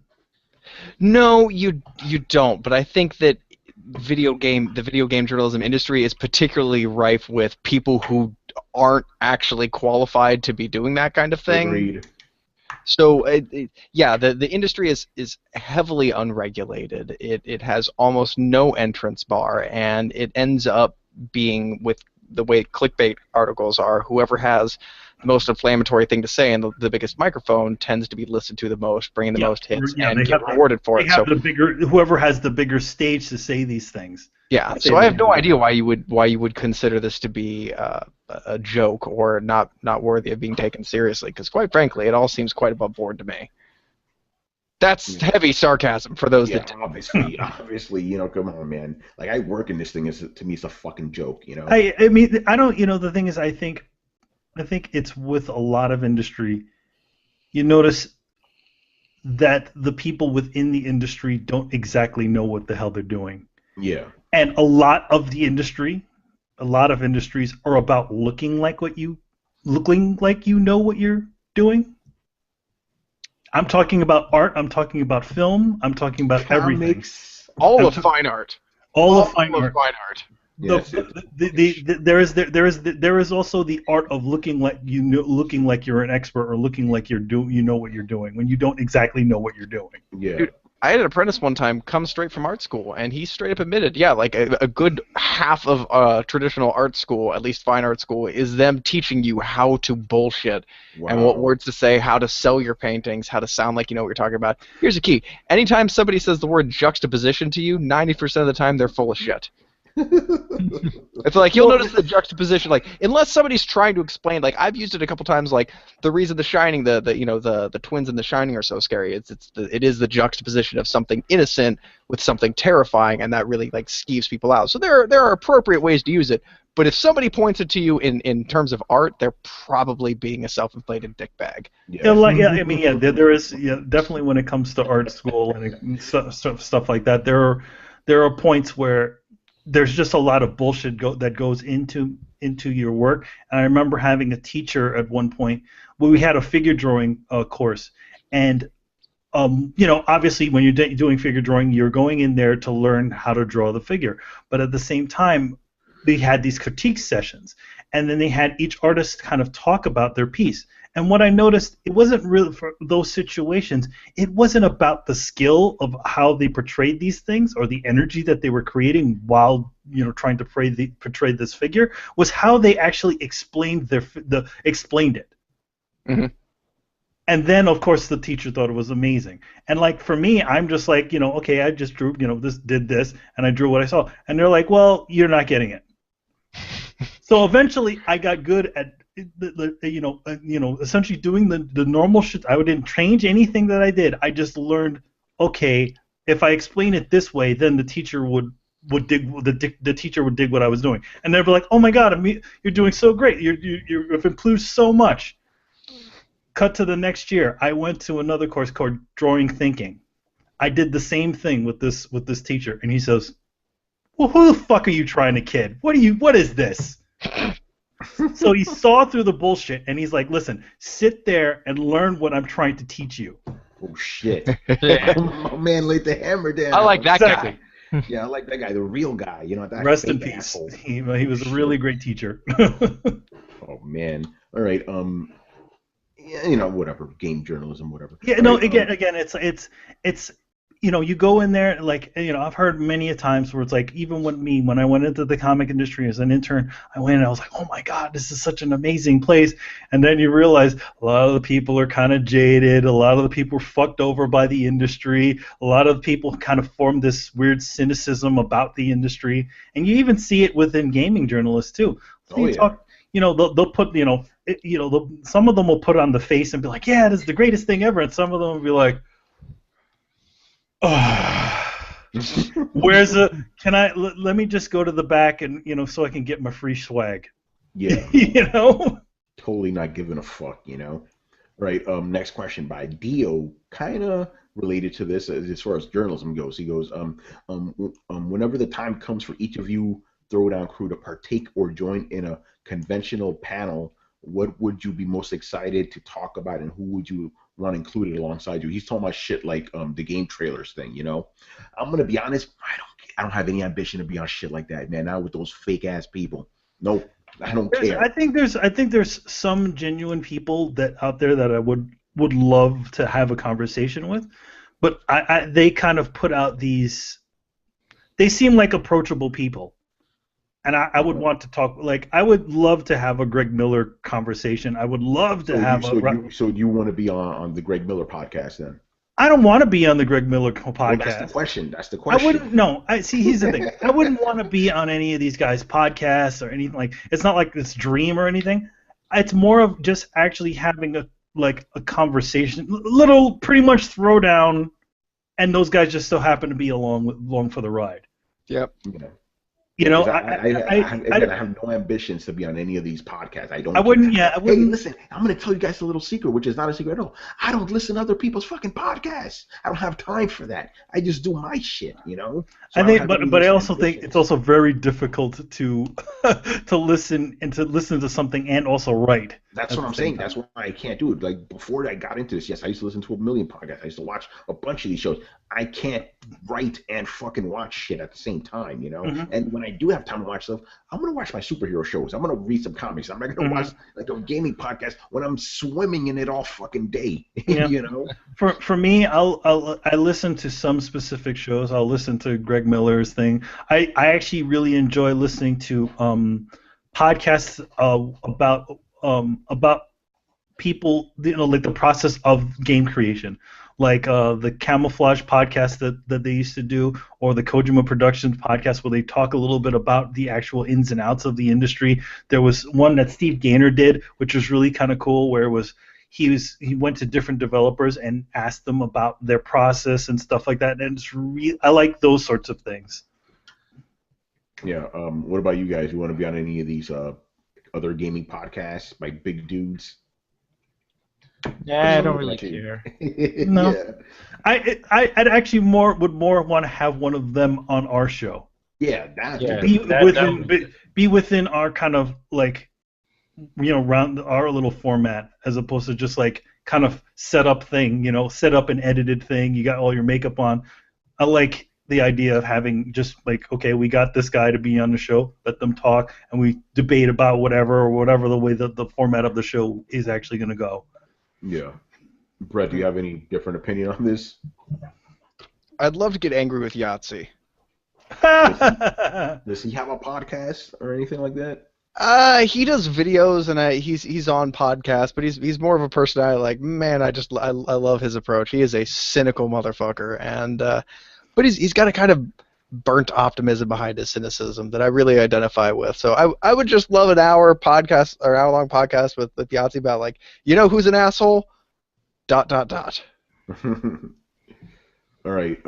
Next question.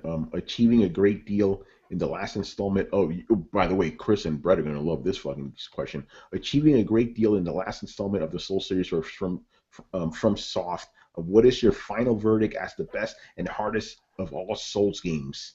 His order is Dark Souls 1, Demon Souls, Dark Souls 3, Bloodborne, and Dark Souls 2. So yeah, how do you rank them from best / hardest? I didn't play Demon Souls. I kind of missed out on it. I didn't have internet when the first time it came around, and by the time I actually got around to enjoying Dark Souls, I'd kind of missed the boat, which is why I'm super on board for them remaking that game. All right, so let's let Chris go first, because he played them all, yeah. Yeah, I played them all, and it's tough. Like the only thing I disagree with his list, I would have put Demon Souls as the hardest one over Dark Souls 1, and I only say that because in Demon Souls and Dark Souls, I think I went into New Game +4, and Demon Souls doesn't have like a curve for difficulty. When you go into New Game +4, it is like impossible to get anywhere. It's like every enemy is just jacked up to like 11 squared every freaking New Game Plus. And Dark Souls kind of leveled out. Like they didn't get too much harder. So I think like just on that alone, I would say Demon Souls is the hardest one. If you try to go, I'm going New Game +5 or New Game +9, you will get destroyed by like the freaking bum sitting in the corner if he punches you. So forget about the bosses, So that's the hardest one to me.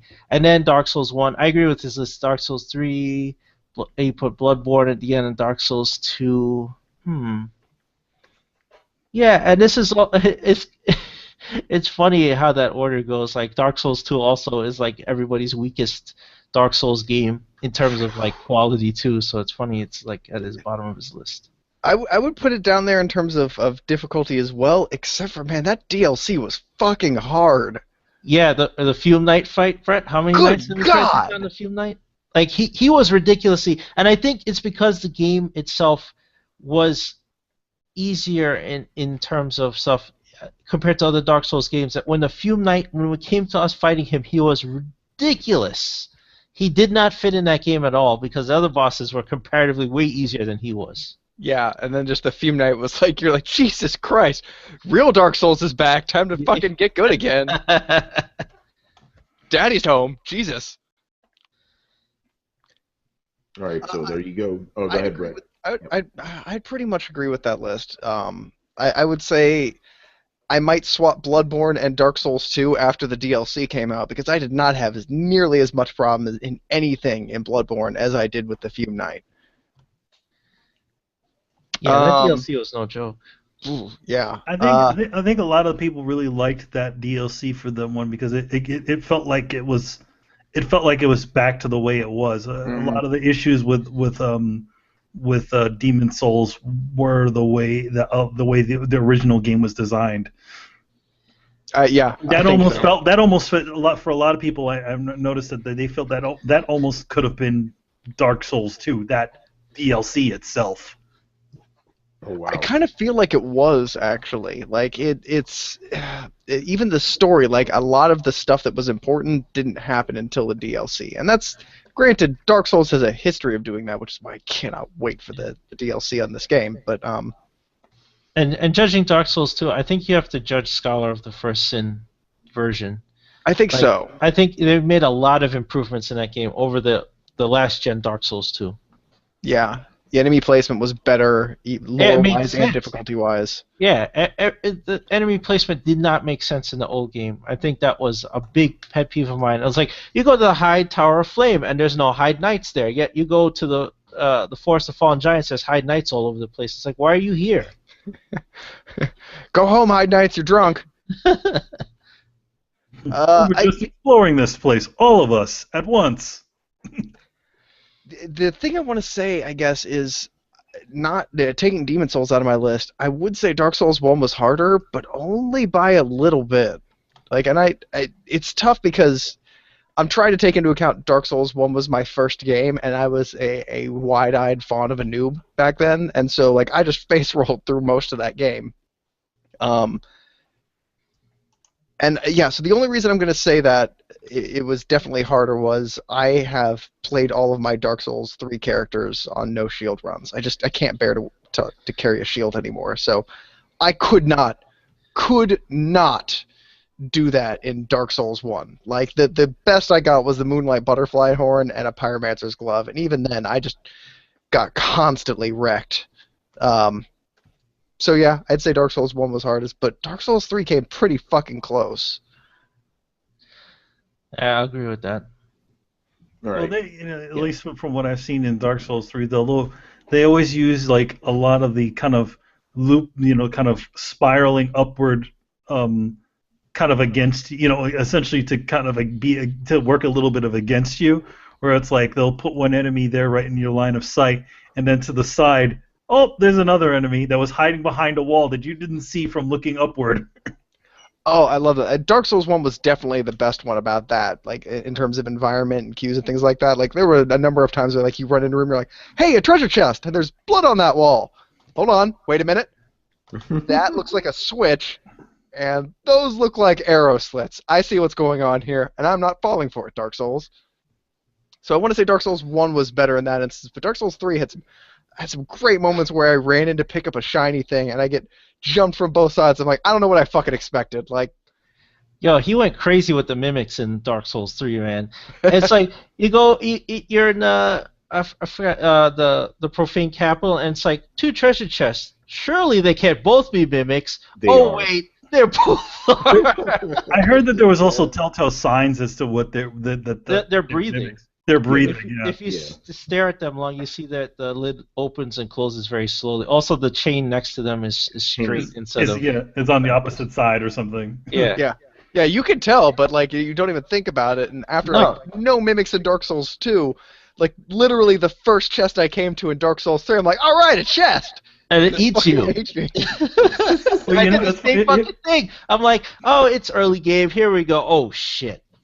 You know what's also interesting about those mimics is that they're not like the Dragon Quest mimics where they're just a chest that has teeth inside of it. It like literally like has that mouth and then it grows into this giant monster. Yes, that has hurricane kicks because one hurricane kicked me to death. What the fuck? Oh, and they leap about all crazy like. Yeah. Oh god, that first mimic too, like it's those stupid things. What's that? I said, is there any lore to go with those stupid things? I think the Lord of the ancient eldritch gods created the mimic chest to get young travelers That's They are a good universal question. beings. I never looked at the little lore on the symbol of avarice, which is the mimic head you can wear. I never looked at that. You know, I didn't either. Yeah. Oh, you guys have a new assignment now. You have lore to research. All right, let's get to Dio's last question here. Very few of y'all might be able to answer this, but who is the greatest dedicated gaming inspired music artist of all time? I'm sure there's more out there, but for now, I'm gonna go with either Mega Ran or Hip Hop Gamer. Who is your pick? That's a good question. There are very few gaming dedicated artists out there. How I can you have- forget Optimus Rhyme? Yeah, that is him. I was gonna say Power Glove. I was gonna. That's the only Yeah, one I could think Power of. Glove. Power Glove. Yeah. Yeah, Power Glove. Yeah. And that's a bias because I listen to metal, so does Tony or whatever. Yeah. So we're gonna know Yeah. the metal guys. I was gonna throw out Power Glove and Metroid Metal. And isn't there a metal band? Is it Sanctuary or something? There's a Dark Souls inspired metal band, but I can't remember what their Shit, I name gotta listen is. to them. Yeah, but I know those guys. I don't know Mega Ran. So Yeah, I know Mega Man is probably the most popular guy. He's like a rapper or something. He does a bunch of, video game rap stuff. isn't MC Frontalot? Isn't he video game? You know, MC Chris, MC Frontalot, what was it, Beefy? I know I'm forgetting someone. They're all more just nerd rappers. Like they don't just rap about video games. They rap about video games, movies, TV shows, things like that. Mega Ran's. I think Optimus Rhyme's kind of the same way too. Well, I know he's the same way. Mega Ran, I guess, is pretty exclusively video games. Yeah. If you haven't heard the Starbomb album, it's fucking hilarious and awesome, and it's all done in hip hop, and it's got great little cartoons that go with it. I want to say they have 2 albums out now, and they're That's awesome. Ego Raptor, right? Yeah. Yeah, it is. Oh, Soul Mass. That's the metal band that's Dark Souls inspired. Soul Mass. Okay. Yeah, go check out Soul Mass. Damn it! There was one guy that Tatiana interviewed on Coalition who does a lot of video game inspired music too. But yeah, there's not a lot of them, but there are some out there, All right, and the last question of the show by Mike Madden, last minute question in there. Tomb Raider on Xbox One is now on sale for $20. How can they sell the PS4 game for more later this year? Simple, because it's going to have all the DLC. It's probably going to have better looking graphics and probably more features too. That's how they're going to sell it to you. For $60. Yeah, and They'll call it the definitive edition. yes, they'll either call it the Tomb Edition or the Definitive Edition or something edition, and that's how they're going to get away with it. Yeah, and remember, the game is on sale for $20 now. It's not going to be on sale for $20 like next week or something. Yeah. But yeah, It's a full price game because it's going to have all the DLCs, pre-DLCs, and it's probably, listen, I'm going to be honest, it's probably going to be better looking too. I don't even think they need to do that. All they need to do is be like, what, are you going to go buy an Xbox? I mean, PC does it all the time. I think the thing is that I think it's also part of the exclusivity deal that they have, because officially, Xbox has done this before, where essentially they got the exclusive deal to, let's say, Ninja Gaiden. If you remember, every single version of Ninja Gaiden that was released on the PlayStation 3 was called Ninja Gaiden Black or Ninja Gaiden Sigma or something like that. Like they had some sort of. Well, no, Black was the one for Xbox, right? I believe so. Yeah, Sigma Sigma was was PlayStation. Yeah, but any of the ones that would come onto PlayStation later on, they were either called Sigma or had some other name. So officially, yes, Xbox will still continue to have their exclusivity because yes, they have the original Ninja Gaiden was an exclusive to there. But that doesn't mean the other iterations of it with the different names are, exclusive. Yeah, but in this case, it was already planned to be a timed exclusive. It wasn't, because remember, Microsoft helped create those other Ninja Gaiden games. Microsoft had nothing to do with it. It's like Square Enix just made a deal with them. But I would even venture to say, because remember, this game is also on Xbox 360, so it is technically a last-gen game, right? I would even go so far as to say that it's going to be 60 frames a second on PlayStation 4. I could be wrong, but it's definitely going to be 1080p. The one on Xbox is 900p. I hope that's an option. Yeah. Oh, let's since we got to fluff up a little bit of time, let's give the people the conversation we had earlier. And Manny, I know you could agree with this too. We were talking about how 60 frames looks kind of weird most of the time. We're kind of more on board with 30 frames a second. Yeah, I mean, I know that sounds like a traditional like console peasant things to say, but like blah blah, blah I think things look better. But like, and it's not that it looks more cinematic or whatever bullshit thing most people want to tell you. It's just Oh, by the way, I need to stop you right there. This whole conversation started because we're both playing Doom. The game is 60 frames, and we're both like, I don't know, it looks a little weird. yeah. I asked, I was like, dude, does Doom look a little weird to you? Yeah, I'm like, it kind of because it's 60 frames. the thing about it is that I notice it too. A lot of times with 60 frames a second, it almost looks like it's video that's been like it looks like it's been sped up somehow. Yes. It does. And I was telling Tony, I think the only thing that makes sense to me is that not that we see in 30 frames per second, but when you're actually like talking to somebody, there's they don't move that smoothly. There's kind of micro stutters and jerks and motions that come from, just moving around. We don't all move around like this all the time. Like and so I think that almost completely by accident, 30 frames kind of adds a slight jitter or a stutter that just kind of makes things look more akin to how I'm usually used to seeing them. I don't know. Every time I see a game in 60 frames a second, it strikes me as a little bit weird. It doesn't look more realistic, even though it seems like it should. Yeah, no, I completely agree with you. I know it's like I said, it can look nice, but at the same time, like you said, that smoothness is weird. And then when they take away the blurs, it's like, why are you doing that? Like, look, what do you see there? Blur. Real life has blurs. I don't know why they take that away from games either. But well, yeah. I mean, it also has to do with the frame rate that you're, like more blurs happen depending on the actual frame rate that you're working with. Yeah. But yeah, no. So definitely, what is it? The Neo had that option. It's like 30 frames to 60 frames. I hope more games do this in the future. Yeah, I mean, I don't mind. I don't mind the fact. In fact, I think the Uncharted collection with their 60 frames a second looks a little odd to me.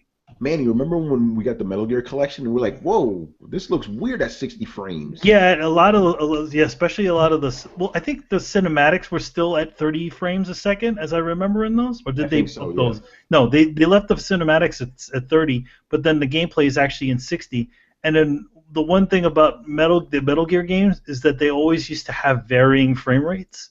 Yeah. Like there would be sections where you'd be running around and all of a sudden you're running at like 60 frames a second for some reason because there's not a lot of stuff around you. Yeah. But yeah, I thought that dealing with Metal Gear in 60 frames a second on the when coming from the original version of it, like playing the original ones, was a little bit odd. Yeah, obviously that didn't really translate to Metal Gear Solid 5 because it was always 60 frames, so we just got used to it. And that's the other thing I want to bring up. Even though it is weird, you do get used to it after about 5 minutes, you definitely get used to it. But I mean, I wouldn't have minded if Metal Gear Solid 5 was at 30 frames a second.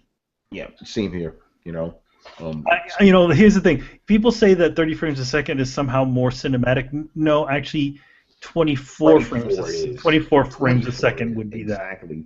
That's more cinematic. But the thing is that there's rarely a game that's in 24 frames a second. In the old days, cinematics used to be 24 frames a second. Mm-hmm. I remember that. But yeah, glad we tossed that in there. All right, I don't really have any post-show shit. What about what happened? Well, what about the rant that Brett had about a certain? No, we'll talk about that on Main Throwdown. We'll talk about that on Main Throwdown. Okay. Actually, we're gonna have not a special. We're gonna have a guest on Throwdown. Someone Manny very well. It's your cousin. Adam wants to be on. Oh yes. Yes. Nice. Yeah, Adam. Okay, Adam is a hardcore gamer just like us, but I want him to tell his Xbox story. This is the dude that was hardcore motherfucking Xbox for 2 generations. PlayStation was shit. It's all about Xbox, and this dude switched. He switched over. PlayStation. Yeah. One of those PlayStations. He was so let down by Xbox One. So I want him to tell his story. Adam's a very interesting cat because he's kind of been into a little bit of everything. He's worked as a writer for magazines.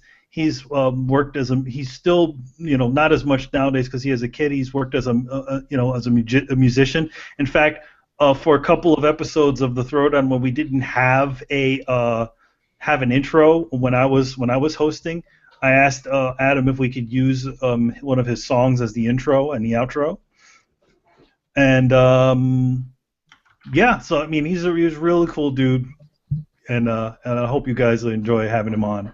Yeah, exactly. All right, so that'll be that. So let's wrap this shit up. Thank you for watching and listening. Leave us your questions in the comment section or on the Coalition or on YouTube so we can answer them on next week's show. Make sure to follow the Coalition at thecoalition.com.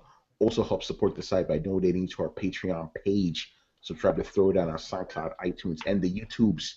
Don't forget to follow us on Facebook and on Twitter at Throwdown Show. Links are available in the description below. Once again, our show is Tony Polanco, joined by Inigo Lopez. I'll see you later, guys. Chris Seeley. Hey, take care, everyone. And Brett Murdoch. Woo! Let's be real, folks. All right, guys, later. See ya. Deuces.